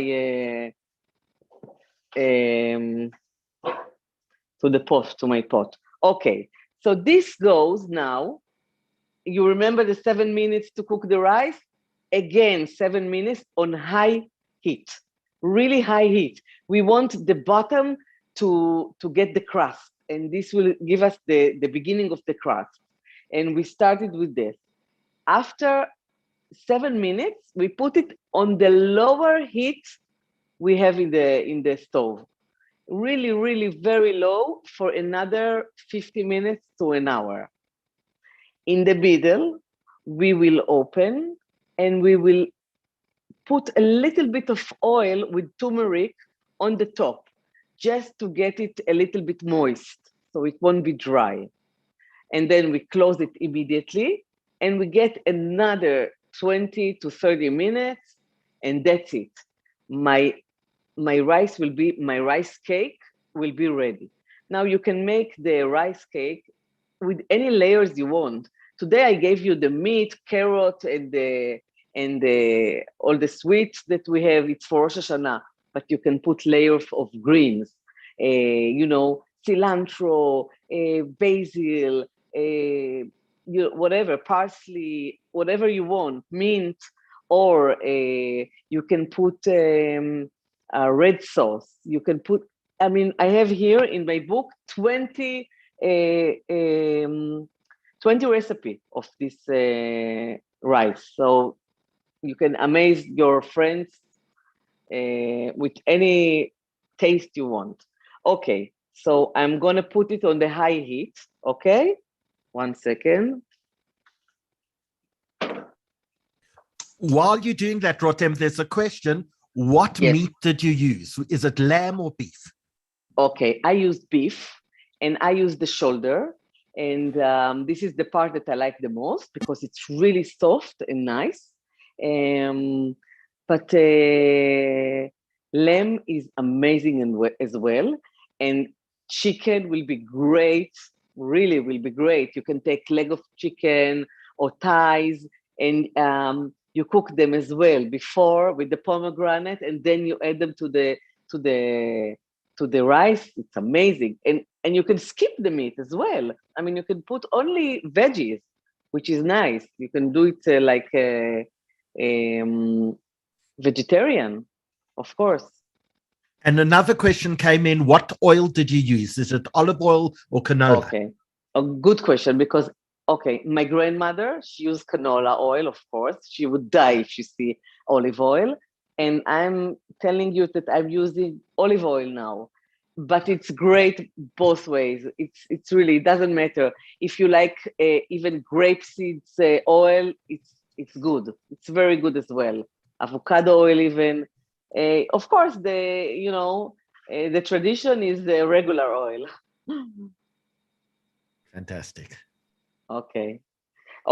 So 1 second, let me move it. Now I want to tell you, I have, of course, the pre-cooked, I did the pre-cooked dish already. And I want to explain how, if you want really, this is a very nervous moment to flip the rice. Of course, am I Persian? Am I real or not? This is always the question. And you have few tricks for that.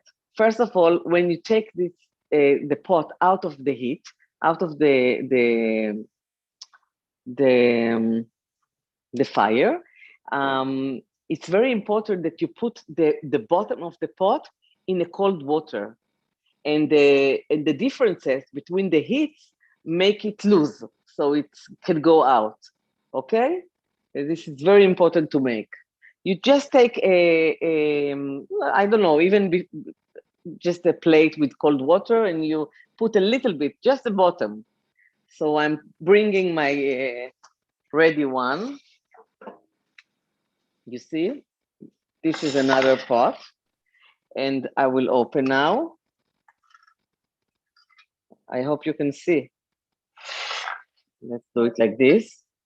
You see? Yes? Okay. It's hot. 1 second. Okay. And then you take it. 1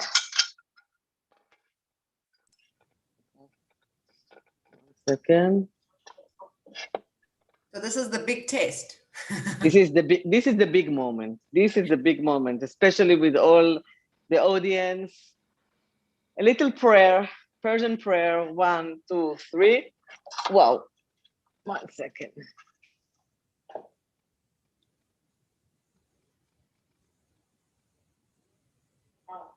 Okay, we have it. Wow. Wow. We have it. We have it. We have it. We have it. The moment that I'm Okay. Relief. So, sorry, someone asked what is the last ingredient you sprinkled on? It was the turmeric and olive oil. It's fresh cumin. Cumin. Oh, sorry, cumin. Yeah, cumin. This is fresh cumin. It's yeah. Wow. Yeah. Fresh cumin. And now I want to show you how is it when first of all, look, this is the potatoes. It's not burned. It's amazing taste. They become dark, like really rubies. And this is, I wish you can hear the sound, but this is the Persian are fighting and killing each other for this part of the rice. I mean, all the fights at the table of Rosh Hashanah will be about this part. So it's better to make a big portion. Now I want to show you how is it inside, okay? And Rotem, Yvonne is saying, don't forget the pot on the stove. She doesn't want that to burn. Yes, I know, but... Sorry. 1 second. She's a multitasker. She's a blogger. Yes, she's a cookbook writer. Yes, that I told you.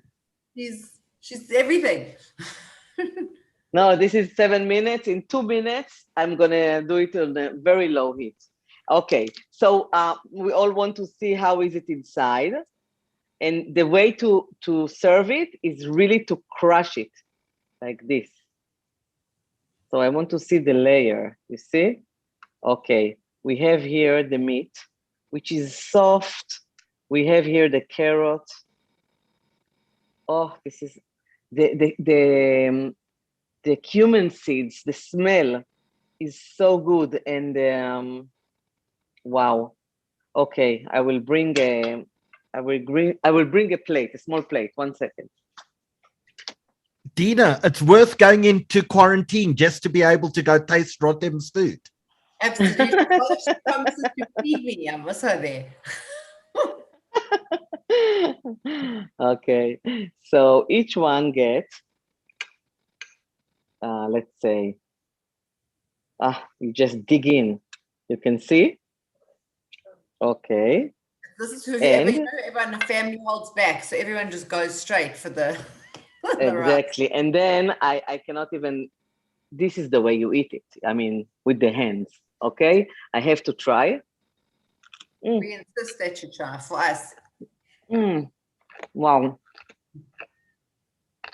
Really amazing. I mean, this is the food I like the most. It's like so this is Howard, I can see salivating. Dina, what time should I come over tomorrow to try it? Just come over. Just come over. I will make a full feast. Really. Okay. Dina will come. I wish you would come. As soon as quarantine is over in Israel, Dina and I are on a plane and we'll be there. Okay. We can have food in your house. Of course. Of course. Just tell me when you're coming and you are more than invited, really, for a Persian feast. Rotem, tell us, where can we follow you? I've posted your website. I've posted your Instagram handle. The cookbook, is it available in English at all? Okay, it's going to be very soon. There is a lady here that is going to take it now under her hand. And a lot of people are asking from a lot of country for this cookbook in English. So it's going to be soon. And if you want to follow me, Instagram will be the best. Great. So I've posted your Instagram link already. A lot of it is in Hebrew, but there's a translate button at the bottom of every post so people can go and translate and follow you there. The stuff just looks absolutely amazing. Thank you so much. Thank you so much. Really. And yes. Yes. No, I wanted to say thank you so much. You're so accommodating, like no problem. I know you are super busy, but you have wowed us with this dish that I think is so different. And I think most of our audience. Yeah, I think on the table for Rosh Hashanah, this is really, it's taking the attention from everything, really. Everybody, it's really tasty and unique. Dina, I think I may have just changed my menu for Rosh Hashanah this year. Rotem, thank you so much for joining us. Thank you. Thank you, really. And please let us know as soon as the cookbook's available in English. We want to help publicize it and make sure it gets into the hands of as many South Africans and people watching us from around the world as possible. Definitely. Thank you so much. I'll do it.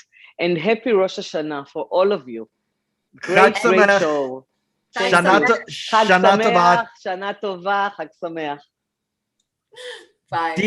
Dina, after that, I feel like I need a drink.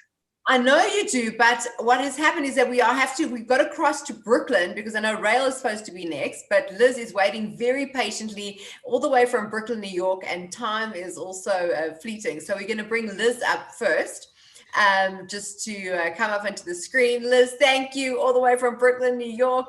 Well, yeah, there we go. You got your sound. How are you? You're in the middle of the day.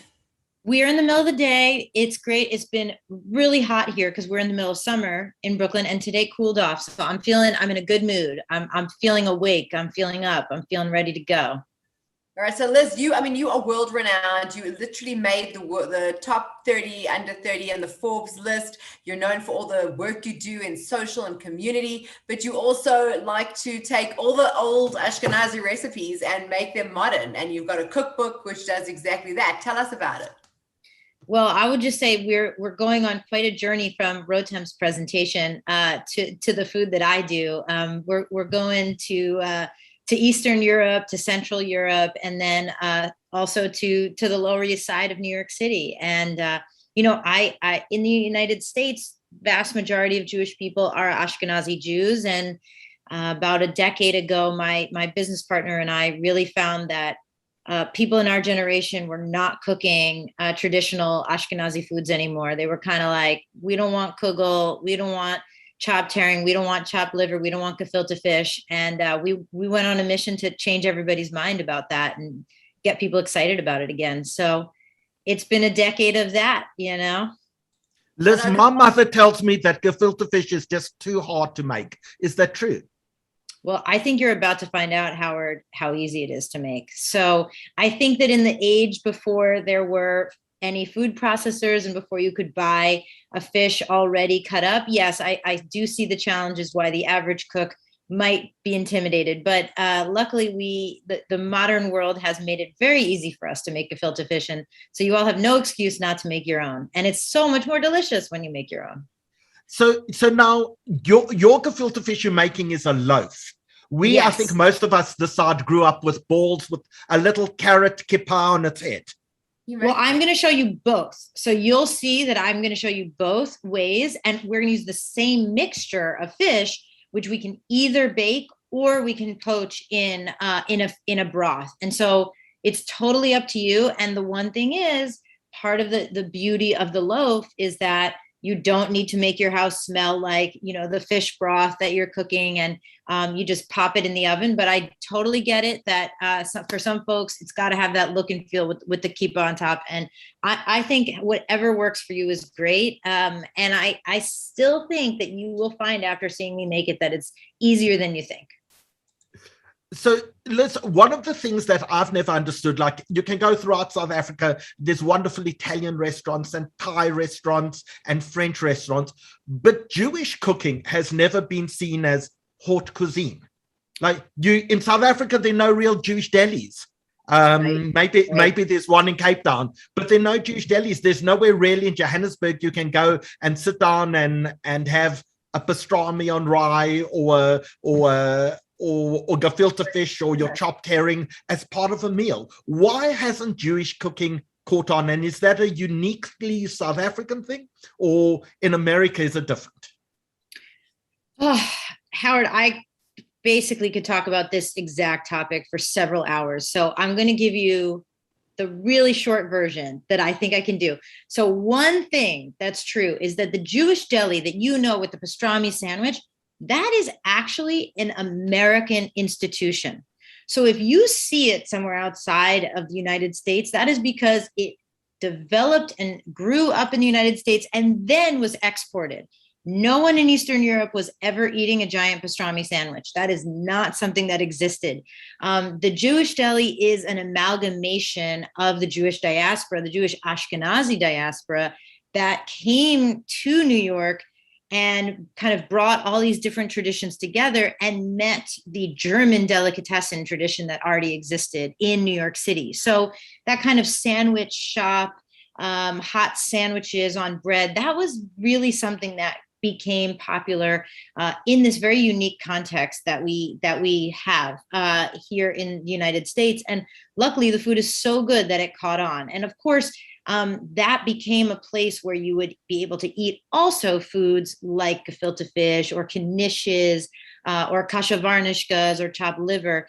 But I think that the reason that it globally Jewish food hasn't quite caught on as hot cuisine is because I think ultimately, I mean, there's so many reasons, but I think deep inside, it can be very delicious and flavorful. But it's home cooking, you know, it's comfort food. And we want to eat it on Jewish holidays. We want to eat it when we're surrounded by family. We don't necessarily want a chef in a kitchen behind closed doors to make this food for us, because the story of it, our home smelling like it, that is what gives it its soul and its life force. So for me, there have been several attempts in the United States at higher end Jewish restaurants, and I'm not sure they've really made it. And I think it's because you really want that to be cooked by someone you love. I love that. May I ask one question, because I can't get this right? Okay. I practiced last week to make knedlach soup. My taste was fantastic. My soup was fantastic, but my knedlach were not light and fluffy.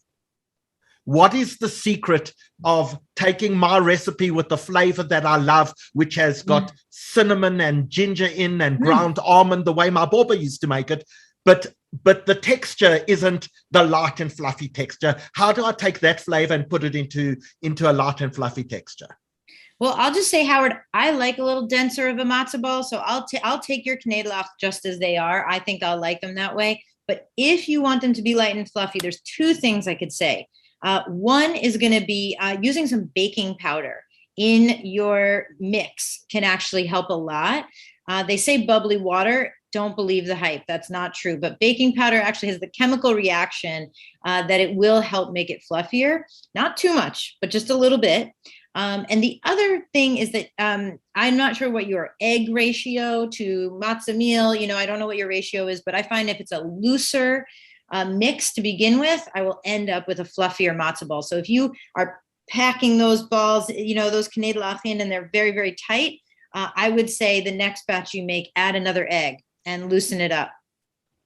Okay. And I see that Melissa Mayo says, put them in a bowl that's got place to move. Don't pack them in too tightly, which I think is a mistake. And Mia says the trick for matzah balls is to boil them in club soda.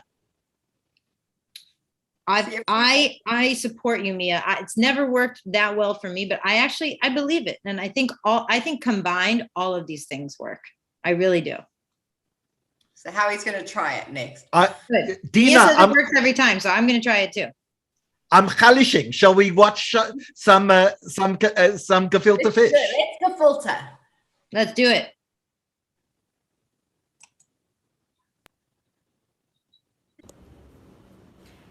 Hello, South Africa. This is Liz Alpern here from hot and humid Brooklyn, New York. Welcome to my crazy little kitchen. So happy to see you all. And I have a company called the Gefilteria. And we are devoted to reimagining old world Jewish foods, Ashkenazi Jewish foods. And while I love to explore so many different dishes, from stuffed cabbage to chopped liver to matzo ball soup, I am totally passionate about gefilte fish. And so that's what I'm going to make here today for Rosh Hashanah. Now I've got a lot of stuff going on, and I also want to say, It's not very much. This is actually quite an easy recipe compared to what you might think. People have this idea that gefilte fish is really hard to make. And at least here in the United States, they're very intimidated by gefilte fish. And in fact, people mostly buy gefilte fish in a jar. So I don't know how it is in South Africa, but here in the United States, gefilte fish is associated with this gook in a jar. And I think a lot of the reason that is because it's intimidating to make, but I'm gonna show you how to make it in no time. So let's just jump right in and then we'll chat along the way. So what I have here is, of course, my base ingredients. I have fish. Now, people get very particular about what kind of fish you want to use. I have perch and cod, two very common fillets here in the US. And you can really use anything that's local to where you are. Traditionally, the fish that were used for gefilte fish were lake fish because that is what folks had access to in Central and Eastern Europe. So we're talking about carp, for example, and a whitefish and pike. And in the United States, we get lots of Great Lake fish from the Great Lakes, but I've never met a fish I couldn't gefilte before. So I highly recommend using whatever's local and available to you. You just don't want something too oily. And what we're gonna do is just start throwing everything into our food processor. Now I've introduced you to my fish fillets, but we're gonna wait on those because what I want to do is start off with, of course, the magic ingredient on so many Ashkenazi food. We're going to start with our onions, and I'm using a food processor. Many of you might have had a bubby who used hand chopping the fish, and that is exactly what's intimidating, right? Hand chopping all that fish? No, we've got tools and we're going to use them. So I've got this food processor and I've got my onions in there, and I've also got some eggs and some oil here. I'm just using an olive oil, but you can use really any oil that doesn't have a ton of flavor. Any oil, whatever's available to you. It doesn't really matter. We're just using a little bit because we want to, we want to add some liquid. So the first things first, I'm going to get these going to add a little liquid to my food processor because everything's going to grind up more easily if I have a bunch of liquid in there. So here we go. Cover your ears or chat amongst yourselves for just a second.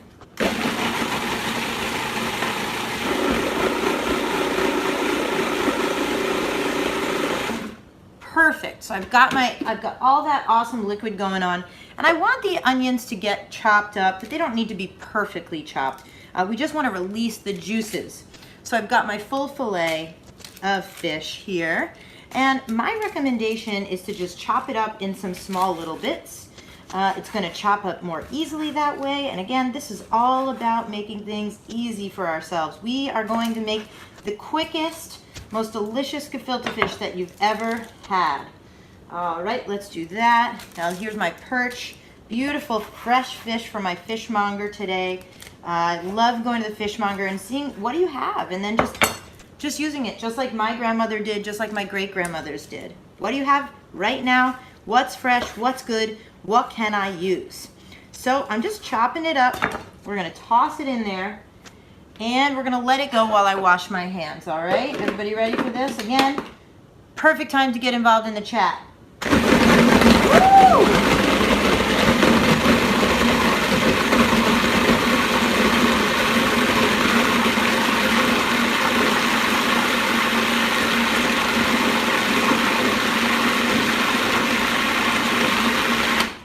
Now, nobody ever said this process is pretty, which is why I'm not giving you the close-up. Gefilte fish may be pretty in the end, as you'll see, but the process itself is not the most elegant or beautiful. Now, one thing I want you to keep in mind is if you've never made gefilte fish, or you've never really thought much about gefilte fish, the word gefilte in Yiddish means filled or stuffed. And so traditionally, gefilte fish was a dish that you would actually, you'd pull out the insides of the fish, the fillets. You'd mix up the fish fillets, just like we just did with the eggs, the onion. Maybe we'd add some breadcrumbs. And then you actually stuff that mixture back into the skin of the fish. And there are lots of people who still do that. And it's a very traditional method, and certainly that's where it comes, the name comes from. But over time, that kind of practice became a little bit too much effort, even for our great-great-great-grandmothers. And the stuffing practice kind of fell out of favor. So now we kind of just eat the stuffing. But in my cookbook, the Gefilte Manifesto, we actually have a recipe on the cover for a stuffed gefilte fish, because we like to kick it old school, you know, and bring it back. And it's actually delicious. So we've got a couple more ingredients we want to add. I've got some salt, some white pepper. White pepper is really nice because it doesn't give any flecks of pepper, and it has a very distinctive flavor, and some sugar. Now, there is a debate. There is a great debate over the course of the Ashkenazi world about whether gefilte fish should be sweet or whether gefilte fish should be peppery. Now, I happen to know enough about the community in South Africa to guess that you all don't put too much sugar in your gefilte fish, because Litvaks, Jews from Lithuania, traditionally did not put sugar in their gefilte fish. This is a topic of discussion. In the United States, the majority of Ashkenazi Jews are not Lithuanian. They are Galicianers. They are from Ukraine and southern Poland, where there was so much more access to sugar, and so sweet foods are very popular. So I grew up with a sweet gefilte fish. This is by no means a sweet gefilte fish, but I will say I can't have gefilte fish without a little bit of sugar. Call it controversial, if you will. Now, of course, we're reimagining our gefilte fish. So I want to give mine color, freshness. So I'm going to put some fresh herbs in the mix. I've got a whole bunch of dill.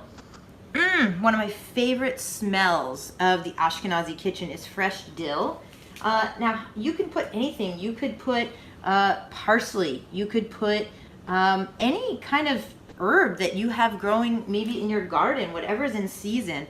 I want to throw that in there. I want the color. I want the freshness. I want the herbaceousness, and you don't need to use any matzah meal. You don't need to use any breadcrumbs. This can be entirely gluten-free, but I'm going to use a little bit because we're going to cook this 2 ways.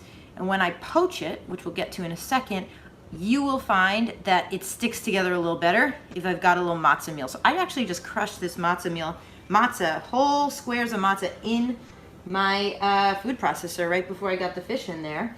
So it's got a little chunk. Now we're gonna give it hopefully one last mix. Here we go.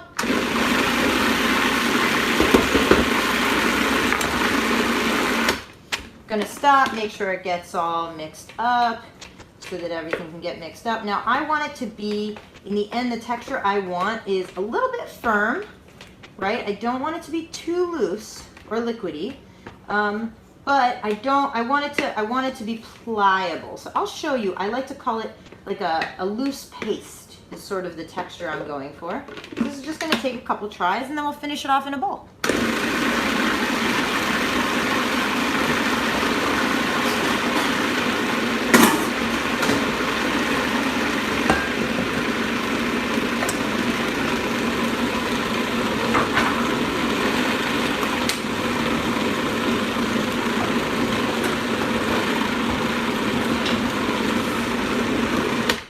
Yeah, so now it's really smelling like gefilte fish in my kitchen, just FYI. We've got this mix. Again, no one said it was beautiful.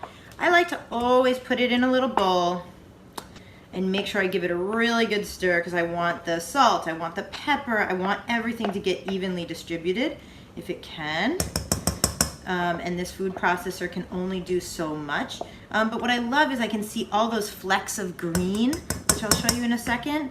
And so it really makes me think of the new year. And that's something that I think we wanted to talk about, which is that Rosh Hashanah is such a special time in the year, in the calendar. And obviously, in an interesting way, it's such a different calendar period here in our hemisphere versus where you all are. And yet it is a time of season change, right? It's a time when we really mark the passing of one season into another. And for me, whenever I'm cooking, I'm always thinking about the seasons more than anything else, right? I'm always thinking about what's fresh, what's growing, and what was growing for my ancestors when they were making these foods centuries ago. So we can see the green flecks in here. We've got our paste. It's kind of stiff, but it's also kind of loose. Here we go. And This looks awesome. I think we've got it. So I'm giving it a nice turn. Now, that was pretty easy, I'd say, right? All we had to do was throw all that stuff in the food processor. And now we're gonna cook it in 2 different ways, like I said. So the first way we're gonna do it is actually, hang on. The first way we're gonna do it is a very traditional way of cooking gefilte fish. Maybe you grew up doing it this way, which is we're gonna poach it in a broth. Now, I have been making a very simple vegetable stock for the last hour or so. So on my stovetop, I have, let's show you so we can come in a little closer. On my stovetop, I've got a nice pot. I've got carrots, I've got onion, I've got celery, I've got some more dill, some peppercorns, salt, some bay leaves in there for flavor. And the idea is that I just want to make a really flavorful broth to poach this in. Normally I would do this on the stovetop, but I want to make sure you can see. I'm going to pull out a few veggies just so we have more room. But the other ingredient you could put in this broth is actually fish heads, fish skins, fish bones. Now that's ideal. I will admit that that is perfect. That is absolutely the ideal. But my fishmonger did not have any extras to give me today. Except for some salmon and stuff, and I just thought that wasn't the right fit. So we're gonna work with just a vegetable broth today. But my recommendation is make a broth that also includes some fishy stuff. Those bones and head and skin is what will make this actually gel in the end, which is really nice.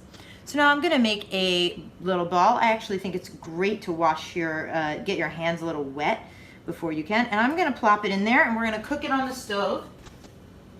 And it doesn't take very long. So we're gonna put this back on the stove, but let's just do a few here, show you what we're doing. They are definitely gonna plump up, so keep that in mind. Keep in mind that you will they will take up more space and they'll plump up. And you know, for all of you out there, I would just love to know how many of you have done this before. Maybe you can put that in your chat function right now. I'd love to know how many of you have made gefilte fish before. I can tell you this this whole thing is gonna definitely make my house smell like gefilte fish, but I'm pretty used to that by now.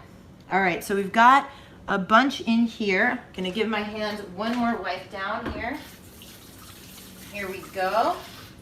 And now, let's put this back on the stove and get it going. So, and by the time we're done in just a minute or 2 more, you are going to be able to see a finished gefilte. Here we go. Oh, of course the stove's not working. Here we go.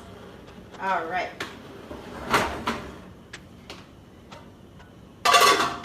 Now it does not take a long time to cook that. So, in the meantime, I'm going to show you the other way to cook it, which is that I love to have a loaf pan. Now I've lined this loaf pan with some paper so it's non-stick, very easy, a nice pan. And I'm actually gonna fill this pan with my gefilte fish mixture.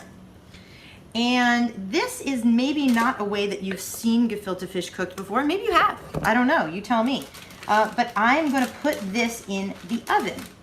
And it's definitely gonna be sticky, but I'm gonna fill in all the corners as best as I can.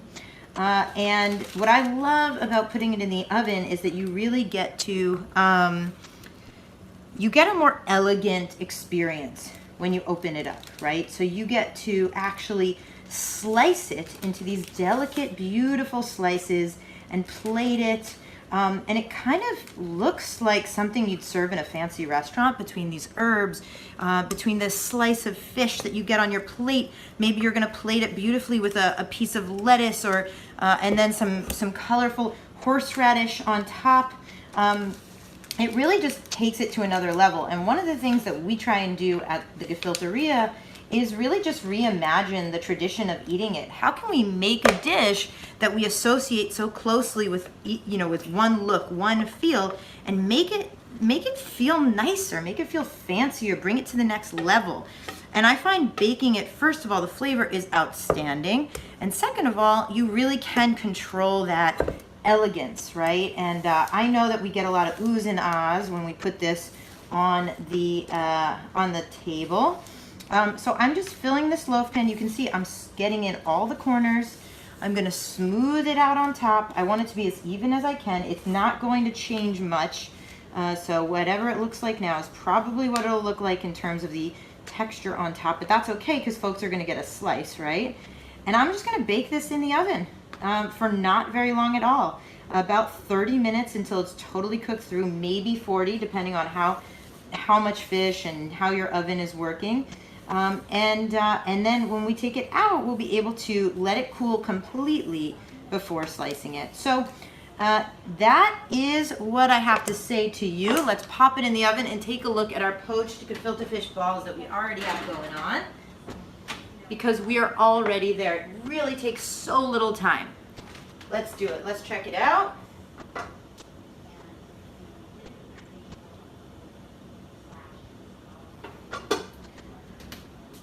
All right, we've already got it. Got some peppercorns coming off of there.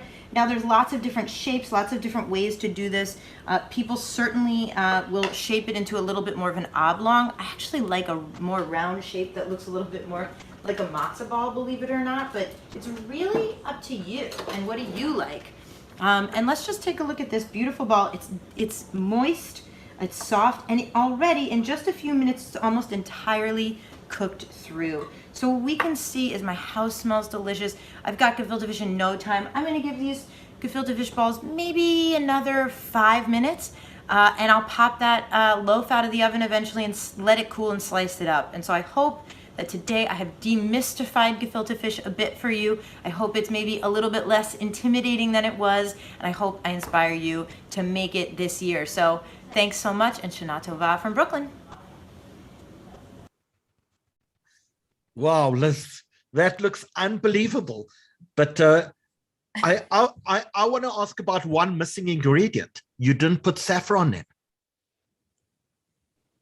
Tell me more, Howard. Here in the United States, we do not use saffron in gefilte fish regularly. I've definitely heard of almonds. I've definitely heard of a little bit of cinnamon, but I've actually never heard of saffron in gefilte fish before. It gives that nice yellow color.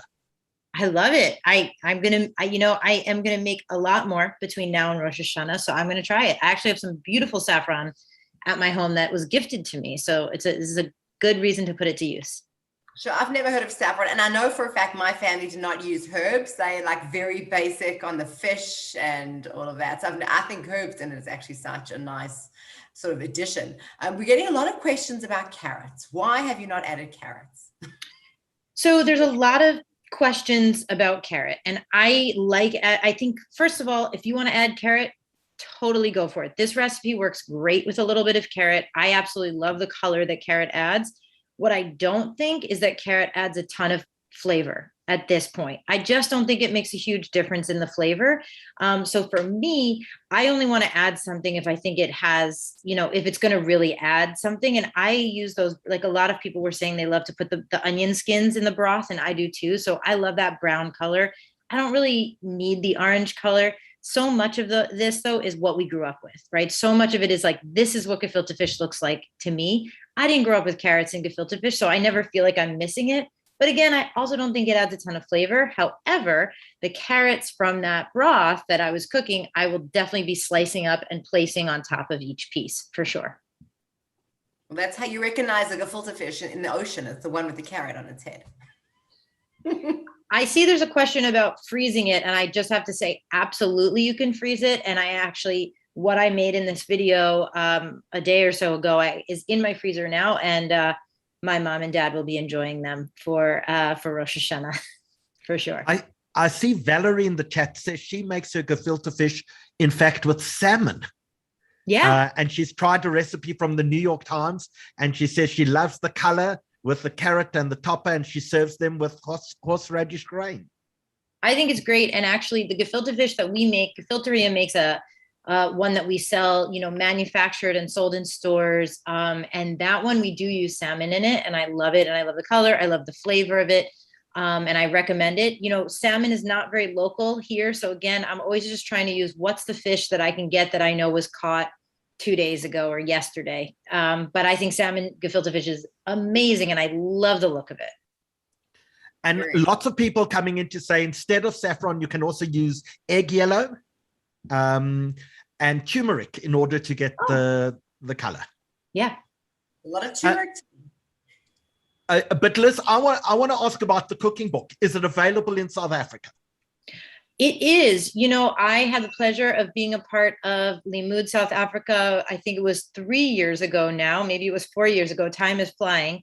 And I know when I was there, we had lots of books there. I know you can order it online from any source. It's just called the Gefilte Manifesto. I can grab it. New recipes for old world Jewish foods. And we can put a link. Grab it quickly for us. Show us what it looks like. Okay, hold on. I'm going to grab it quickly.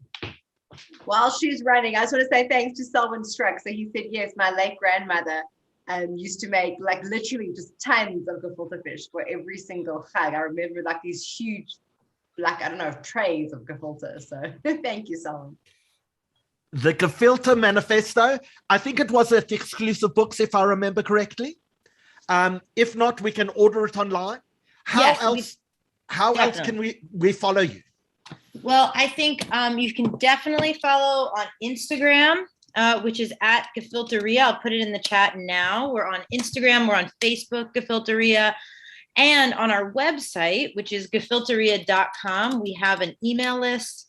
We only send out emails, honestly, like once every couple months, but we're always putting in recipes, tips, tricks, and we have tons of recipes on our website as well. And we're actually teaching a couple of online classes in November and December of this year about the Jewish foods of the Lower East Side in New York. So anybody who's interested in learning more, you can totally tune in from wherever you are. And that's on the website as well. You can find out about that. And Liz, Dora is telling us that your book is available from Loot, which is one of the big online retailers in South Africa. Great. I'm definitely going to do that. Is there a restaurant when travel opens up? Can we head over to Brooklyn? What will we find at the Gefilteria? Well, so we are not currently a brick and mortar store, but we're always doing stuff. So if you are following us, you can always keep up with, for Rosh Hashanah, we're doing a big pop-up takeaway meal for anybody who's, who wants a special meal to take home, who maybe doesn't have the time to cook.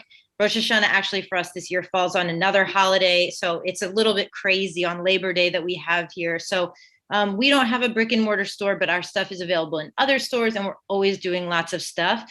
And I'd say if you come to New York, you should definitely reach out to us through the website or through Instagram, and we can give you lots of tips about where the best Jewish food is in the city.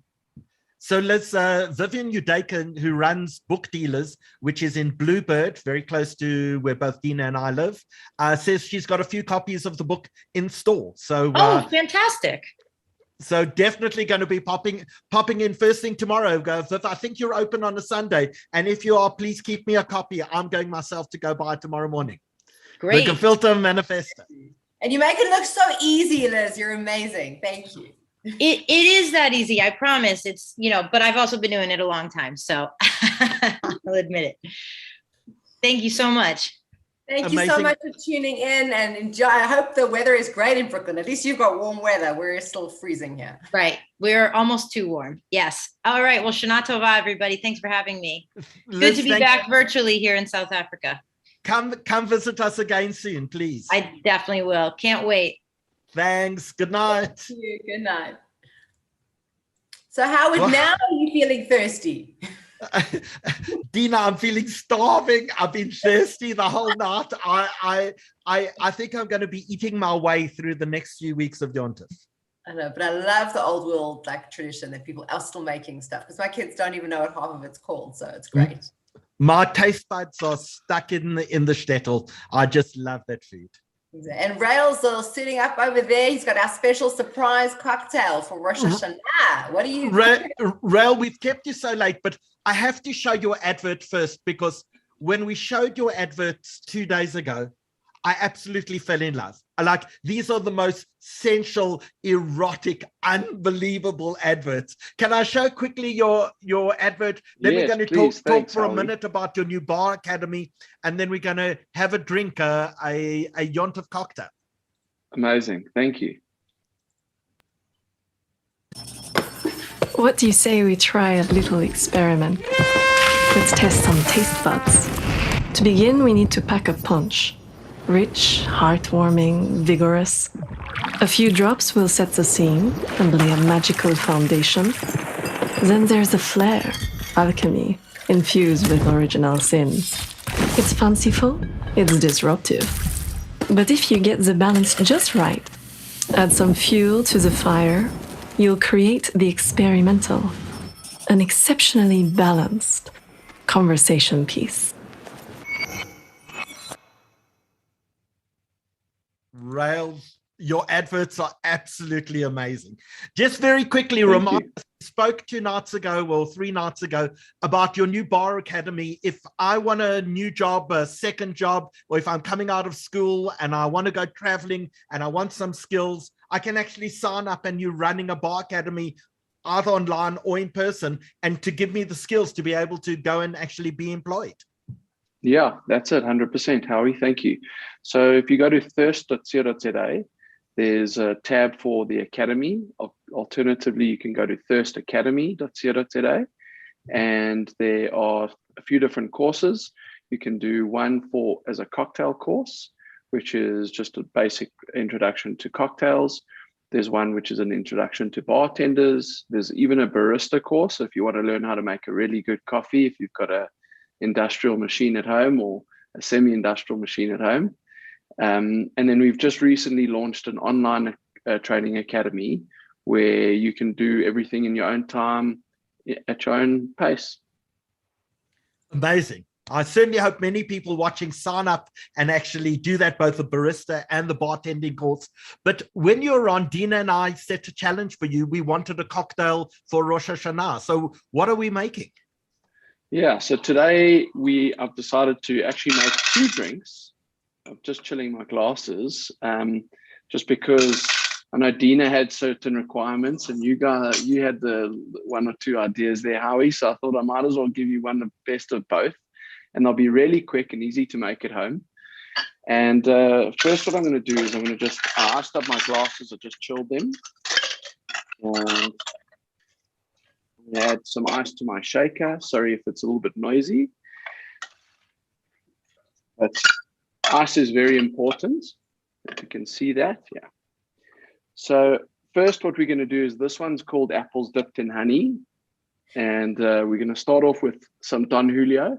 I thought it was quite fitting. I'm going to do a double portion of what it is. It's 35 mils of Don Julio, but I'm going to do a double because my wife's been here supporting me and we've been watching the show together. So I thought we might as well have a little cocktail afterwards as well. The next, we're going to start off with 15 mils of Saint Germain, which is actually an elderflower liqueur.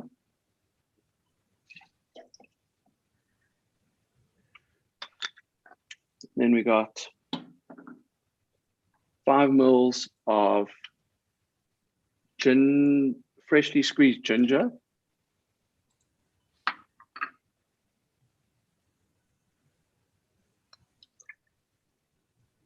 $12.5 mils of honey. So what I did with the honey is generally when you get your honey, it's pretty thick and hard to pour out, and you don't really know how much you're getting. And generally when you add it to the ice, it actually doesn't come off the ice that easily. Because you're making it colder, it actually makes it more solidified. So what I did was I added a little bit of hot water to the honey and poured it into my little decanter, and just to make it nice and easy to mix up. Then what I'm going to add in now is a little bit of lemon juice,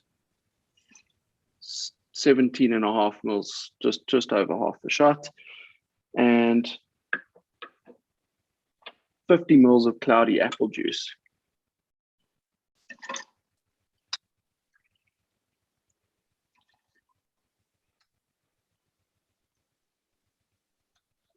As I said, I'm just doubling everything up.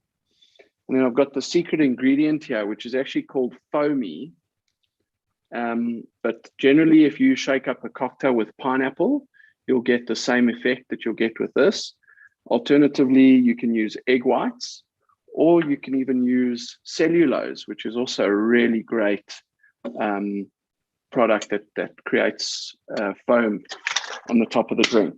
So I don't know if you want to mute me or put the volume down on your speakers. Well, that's good to feel the real shake.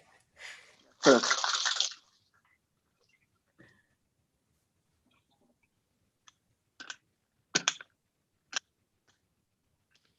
I like the barware, Howard. Let's invest. That copper looks unbelievable.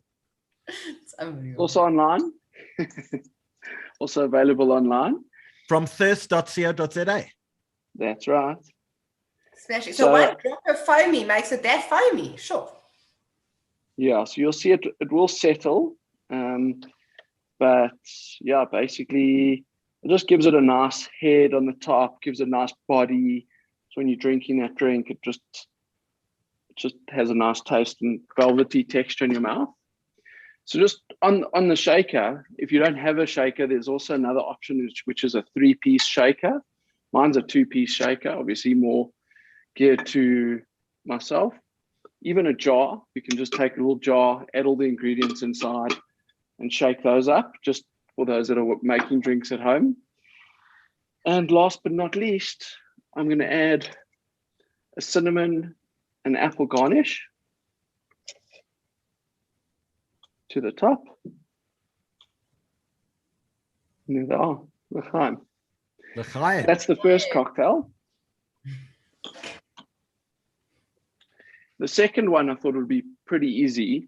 So what I've done is, this is great, especially if you're running late, you've made dinner, you're stressed, and now all of a sudden there's 4, 5, 6 people coming to your house. So I've got a little carafe with pomegranate juice in there, freshly squeezed this morning or yesterday, I don't know, but I went and got that today.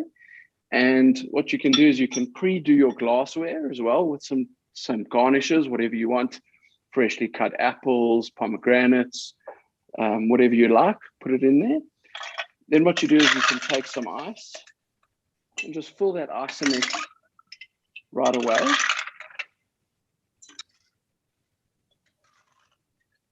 Well, I think your dinner parties are definitely a lot of fun as soon as you get there. I try. So what we're going to do here is we're going to basically add the pomegranate juice. We're going to add some vodka. This is Cruise vodka. It's also kosher. Rael, while you do that, Lauren is asking, where can you get foamy from? You can buy it on our site as well. Thirst.co.za for everything. That's your one-stop shop. That's the idea. I think we built our own little economy within Thirst in the bar business. I think we saw a gap. Yeah, but listen, otherwise there's a company in Cape Town called Beverage Chefs. They also stock it, but it's a fully imported product. And what we're going to do is we're going to also just add some cloudy apple juice, which is going to lighten that flavor a bit, add a little bit of sweetness to a bit of the bitterness of the freshly squeezed pomegranate juice. And what I did was, because I saw the chefs were making such amazing flavor food with unique ingredients, I thought, let me get some rooibos syrup, and I'll put a little bit of rooibos syrup in there as well. Just give you some nice light earthy aroma and flavor. Just going to grab a little dash of lemon. Every time that you add sweet, you've got to add the sour so that it balances you want the flavor, but you don't want it to be overpowering or too sweet or too sour. And something that's just super easy, just give it a little stir.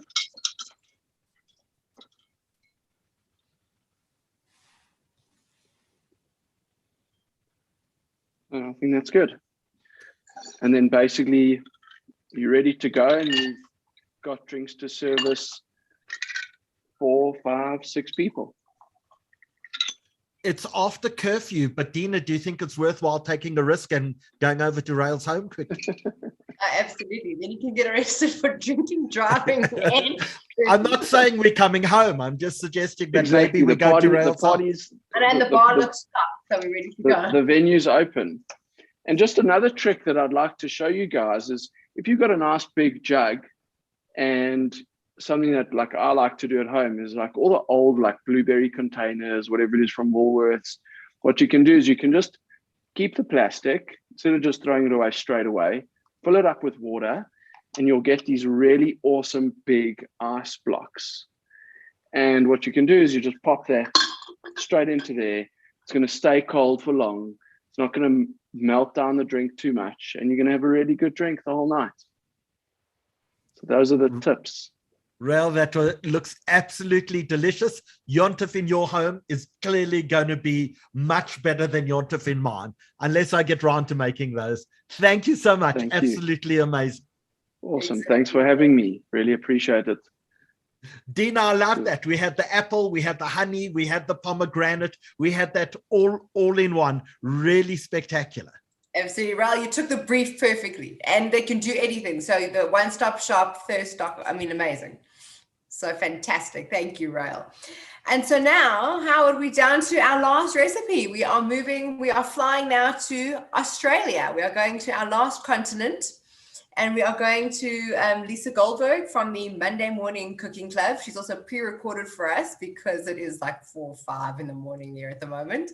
And we normally start a meal with challah, but we're ending with challah. And she's made a special challah, especially for Rosh Hashanah, with cinnamon and apples. It just looks phenomenal. I've never seen one like it. So should we play that video? Absolutely. Why not?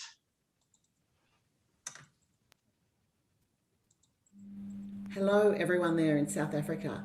I am Lisa from Sydney's Monday Morning Cooking Club, and I'm sorry I can't be with you live. I really would have loved to do that, but you will understand that it is 4 a.m. in Sydney and it's just not my best time. So I hope you understand. I hope that you are all doing okay. I know that it's really tough over there, and just sending all our very best wishes to keep safe and keep well from all of us to all of you. But let's get cooking, because that's what we're here for.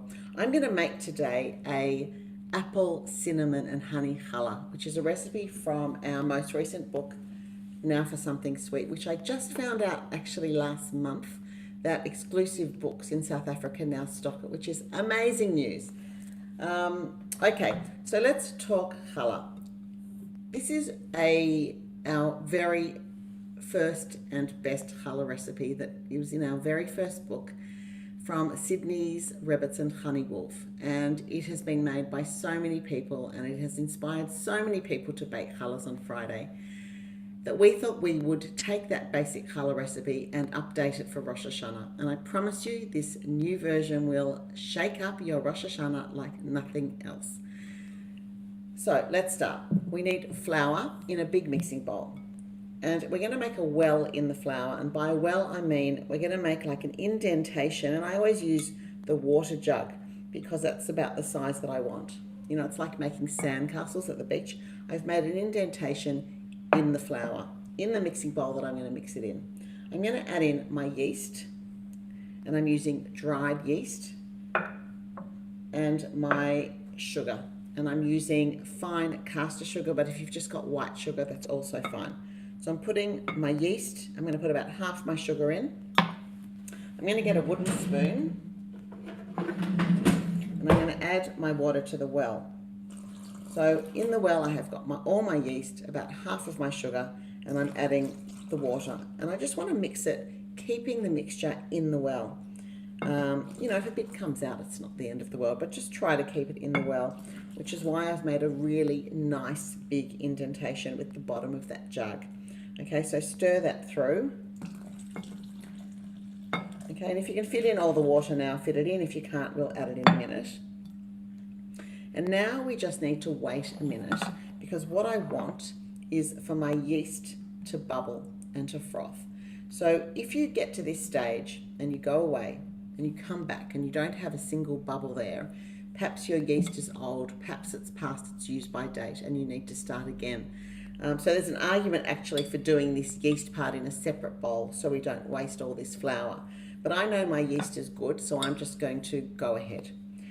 It's actually already starting to bubble. My water is warm, and remember, when you work with yeast, the water should be, I'm going to say blood temperature, which is a bit icky when we're talking about cooking, but that's the temperature we want. So just your body temperature, the temperature of a milk, a bottle for a baby, that sort of thing, okay? So it's sort of lukewarm. It's not too hot, that'll kill the yeast.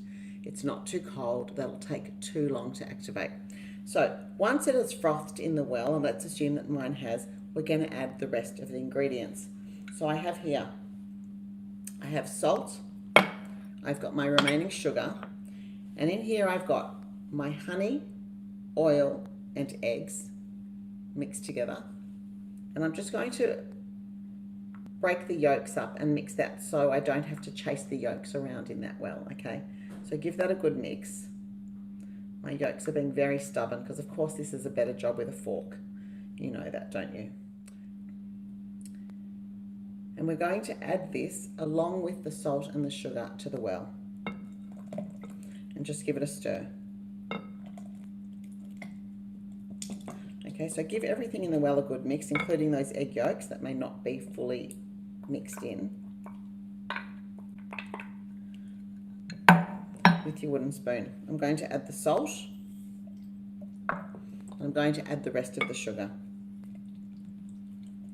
Okay, so I have all my ingredients pretty much in the well, and with my wooden spoon, I'm just going to go around and I'm going to gather in the flour slowly. I mean, not too slowly, not spoon by spoon, but just circle by circle. It just makes it easier to mix the whole thing. So mix it around, make sure everything is well combined as you go, and we're just looking for a very sticky dough, which is what we're going to have. Now, it's up to you. You could mix this by hand, knead it by hand, but I find with the honey it's very, very sticky, and you're going to have to add quite a lot of flour to be able to manage it with your hands. So I would prefer actually doing it in the machine if you can. If you don't have a machine, then do it by hand. Okay, so we're just now mixing, and you can see it's coming together really nicely, and it's a sticky mixture. It's quite hard to mix. It's using all my arm muscles here to mix this, but it will come together beautifully. That's great. Okay, so you can see once it's just about combined, the liquid's gone, I have a very shaggy dough. I am ready to put it in the stand mixer. Okay, I'm just going to get my pastry scraper. It's just a really good thing to get all this dough off the spoon. Okay, and now I'm going to put that into my stand mixer, and I'm using what is known as the dough hook, which is this funny looking hook thing. Okay, so I'm going to put that in, click the bowl in and turn it on, and I'm going to do it on start low, of course, because I don't want all the flour that's not quite mixed in to end up all over me, and I'm just going to slowly do it till it comes together. Once I see it's sort of a mass, I can start turning the speed up just a little bit. Okay, that is now coming together nicely. It's going to take, I just realised I've left out the little bit of water. I'm just going to put it in now in the bottom.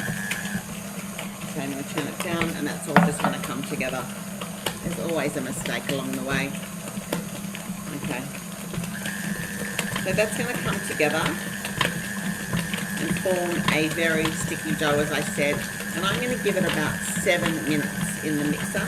No, you don't have to stay with me for 7 minutes. Okay, so as soon as that stops slopping around, I'm ready to turn it up. And I'm going to leave it like that. And I'll see you in about 7 minutes, and I'll show you what it looks like then. Okay, so that's been about 7 minutes, and I want to show you what it looks like now. It's a very sticky dough, and sometimes it does creep up on the dough hook, but don't worry about it. I found my better pastry scraper, and I've got a bowl of extra flour because I'm just going to need this. I want to get it off the beater and down off the sides of the bowl as well. So I'm just going to use my fingers and the pastry scraper to get it off, okay, and it will come off. You can see how sticky it is, but that's good. I want it to be this sticky before it rises, because it will change as it rises, okay? So getting all that off, that's great. That came off quite easily. I'll get this out of the way. So with my pastry scraper, I'm just going to flour it a little bit. I'm going to just scrape down because some of the dough is on the edges of the bowl and I want it to be one mass as it rises. So I'm just scraping it down, again with a bit of flour. I like to make like a lovely mound of dough in the bowl, okay? I don't oil my bowl. I don't think there's actually a need to. And it's a lovely mound just like that. The edges are all scraped in. And now we need to rise it, probably for 2 hours, but it depends on the temperature of your kitchen. It's going to come up probably to at least the top of this bowl, maybe higher, depending on the day. I generally cover it with plastic wrap. I just feel that it helps seal in the moisture and the humidity, which is what we want. And then cover it with a tea towel or kitchen cloth and put it in a nice warm place, and I'll see you in a couple of hours. Well, that went quickly, didn't it? It actually wasn't quite 2 hours. It's been about an hour and a half, and you can see that my dough, and there's no trick photography here, has risen beautifully and is ready for the next stage. So before I open it, I'm going to make the apple filling or stuffing. And I need 3 Granny Smith apples, which I've peeled, and I'm going to chop into a small dice. And I'll just show you how I do one of them. And these are the, I don't know if you have the same apples, they're like a tart green apple. And it's often used for cakes because it's not as sweet as red apples. I love them, okay? And then I want to just cut that in half so it's not too thick, and then I'm going to make cuts along the apple like that, and then I'm just going to turn it around and cut it the other way, okay, so that I get a nice dice. And I was thinking about this morning, you could also grate the apple. That might be quite nice as well. All right, so I'm going to chop that and these little side bits as well. Okay, put it all into the bowl.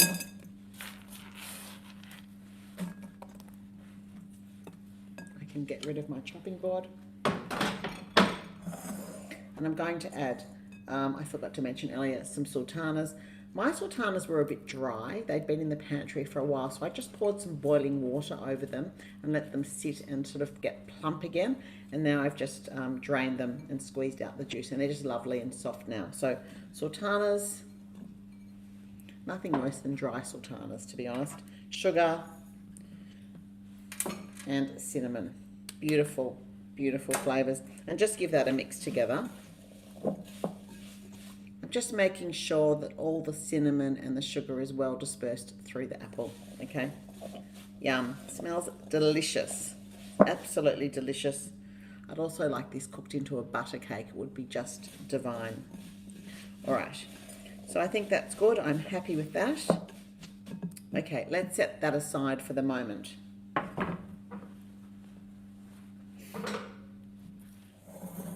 I've got my beautiful risen dough. I've got my bowl of flour from earlier and my scraper, which I'm going to need, because what's going to happen is, because it's risen so high, this is going to stick a bit to the plastic, but that's all right. This scraper just gets everything off. Yum. Absolutely beautifully risen, okay? So I'm going to get rid of that. Now, I'm going to need a little bit of flour on the bench, so I'm just going to lightly flour the bench. And you can divide your challah into 2 or into 3. And because I'm going to make it for Rosh Hashanah, and I'm going to divide it up, I'm going to have one for us, one for my son who lives somewhere else, and one for my daughter who lives somewhere else. I need 3 challahs. So I'm actually going to divide this mixture into 3. The original recipe does divide it into 2. So whatever you like, it makes no difference to anything except how you divide the apples. I'm going to use my floured dough scraper to get the dough out. Okay, oh, this dough feels so beautiful and warm and lovely. And it's still a little bit sticky, but not like it was before. That's what rising does. Right, let's get every last bit of dough out of here. Perfect, and I can set that aside. Okay. So now I've got this beautiful big piece of dough, which you can see is very manageable now, and it wasn't really manageable earlier, so that's great. And I'm going to cut it into 3. Now you could weigh it, it makes sense to actually weigh it, but I'm just going to do it for the purposes of today. I'm going to use flour again. Okay, that's 1.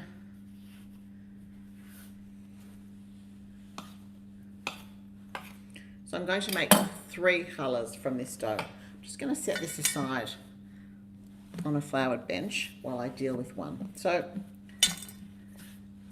unlike a normal challah, we're not going to plait it. We're actually going to make a like a snail or a coil, which is just something different, okay? This dough is so warm and lovely. Okay, so just gently, and once the dough has risen and gone onto the bench, we don't want to overwork it, okay, because that's going to make a tough challah. So I'm just going to press it out gently to about that thickness. It's about probably 1 centimetre thickness. Oh, it's got so much warmth in it, it's beautiful. Okay, make sure it can lift up, and I'm going to put 1/3 of the apple. Remember, I'm using 1/3 of the dough, so I need 1/3 of the apple. Again, you could weigh it, but there's no need for me to do that. I don't mind if mine aren't exactly the same. Okay, so I'm just going to spread the apple. Yep, that looks like about 1/3 of it along that. And I'm just going to press it in a bit into the dough. I'm just going to wipe my hands. They're a bit wet now. And with a little bit of flour, I'm just going to roll this into a sausage or a snake or a log, whatever you want to call it. Pushing it as I go to try to keep the apple mixture in it, okay? So that's it. It's a beautiful log, and I'm really trying not to overwork it. Let me move this out of the way. And now I'm going to coil it. I'm going to start at one end and just not too tightly because it's going to have another rise. So we want to leave some room for it to spread a little bit more. And just going to coil it up like that. And I'm going to tuck the end underneath. And that is number 1 of 3. Okay? It's really simple to do. And you may think that we're a long way from Rosh Hashanah. Well, you know, it's now 2 weeks away. But I'm actually going to put these in the freezer and wrap them really well when they're cold, when they're room temperature, plastic wrap, silver foil, put them in the freezer and take them out for Rosh Hashanah. So my Rosh Hashanah challahs are now done, thanks to you. So they're a good thing to freeze as well. It's good to know that. All right, again. So I may have put a little bit too much filling in the first one, but it doesn't matter. Again, press down the apple, dry your hands, a little bit of flour, and I'll do it that way so you can see. And I'm just doing it so that the apple stays in, okay? I'm pulling it and rolling it and pulling it and rolling it. It already feels and smells delicious, and imagine when it's baked and golden how good it's going to be. Okay. So again, we've made a lovely log. I've got the seam down on the bench. I'm going to make sure it's a nice uniform-ish size and turn this and make a lovely coil. Okay, it's really simple and rustic, which is just what I love. So there are my 3. Won't my kids be so happy? So that's my 3 colours ready to go. I just need to cover it lightly, and I'm going to use the tea towel that I used before, and I'm just going to cover it and let it sit at room temperature for about half an hour to 45 minutes, and then we'll do the final step before we bake it. Okay, I'm back again. It's been about half an hour and the challah have plumped up beautifully, and it's exactly what I was looking for. So now we need to do a quick egg wash, and we're going to sprinkle it with some sugar. I've got some demerara sugar, which is a very coarse grained brown sugar. If you don't have that, you can just use brown sugar or white sugar, or just egg wash on its own. So I'm going to beat the egg, got my fork this time, and I just want it to have no stringy bits in it, okay? So I want to beat it quite well. Sometimes I have egg yolks left over from cooking with egg whites, and I just use an egg yolk and water, which is also fine for glazing challah. Okay, so I've just egg washed all the challahs, painting them on the top, the sides, and in the crevices where I can. And the final touch is sprinkling it with this beautiful coarse-grained sugar. And that is ready to bake. See you in about 40 minutes. So I've pulled these out of the oven. They've been out for about 10 minutes. I can now touch them. They are golden and well risen, and they look absolutely beautiful. So that is our apple, cinnamon and honey challah for Rosh Hashanah. Remember, it comes from our latest book, Now for Something Sweet, which you can get, of course, on Amazon across the world, but also in exclusive books in South Africa. If you do post your pics on social media, please don't forget to tag us. We are Monday Morning CC on Instagram and Monday Morning Cooking Club on Facebook. And we have a YouTube channel with lots and lots of cooking videos. Just search Monday Morning Cooking Club. So that's it from me. Shana Tova to all of you. Sending wishes for good health and everything else you want for the new year. Specifically good health, I think. Stay safe, everyone. Bye for now. Wow, Dina. Amazing, hey? I mean, I've never seen a challah like that, actually. So I actually am definitely going to try it. And so gracious, so wonderful, so easygoing, makes it so easy to follow. I was just saying, there were so many recipes that, like, I think everyone wants to try. I think everyone should take one recipe and then just share. I want to try every single one, and I think everything we had on tonight was really different. And in terms of the gefilte fish, I think it's something people just generally don't often make because they think it's something that they can't make, it's too complicated. So I think we had such an incredible, wonderful lineup with so many amazing chefs on tonight. It was an absolute privilege and honor to watch every single one of them. So I'm just going to post onto the chat now the Monday Morning Cooking Club Instagram account.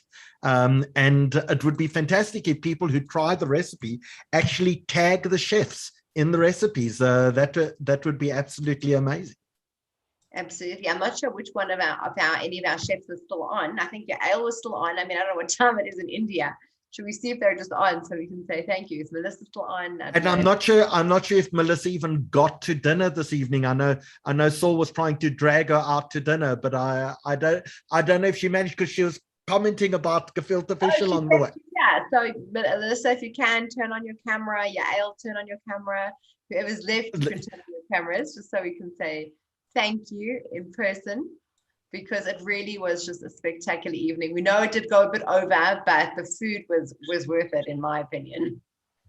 It was absolutely stunning. Danny, turn on your camera as well. Hi.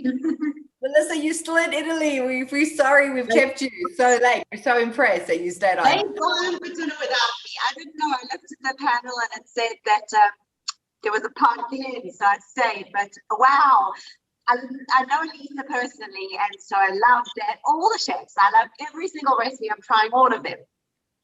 And yeah, what time is it? 2 o'clock. It's 2 o'clock in the morning, and I think I'm falling asleep. But it was lovely. I'm wide awake. I think I can start cooking right away.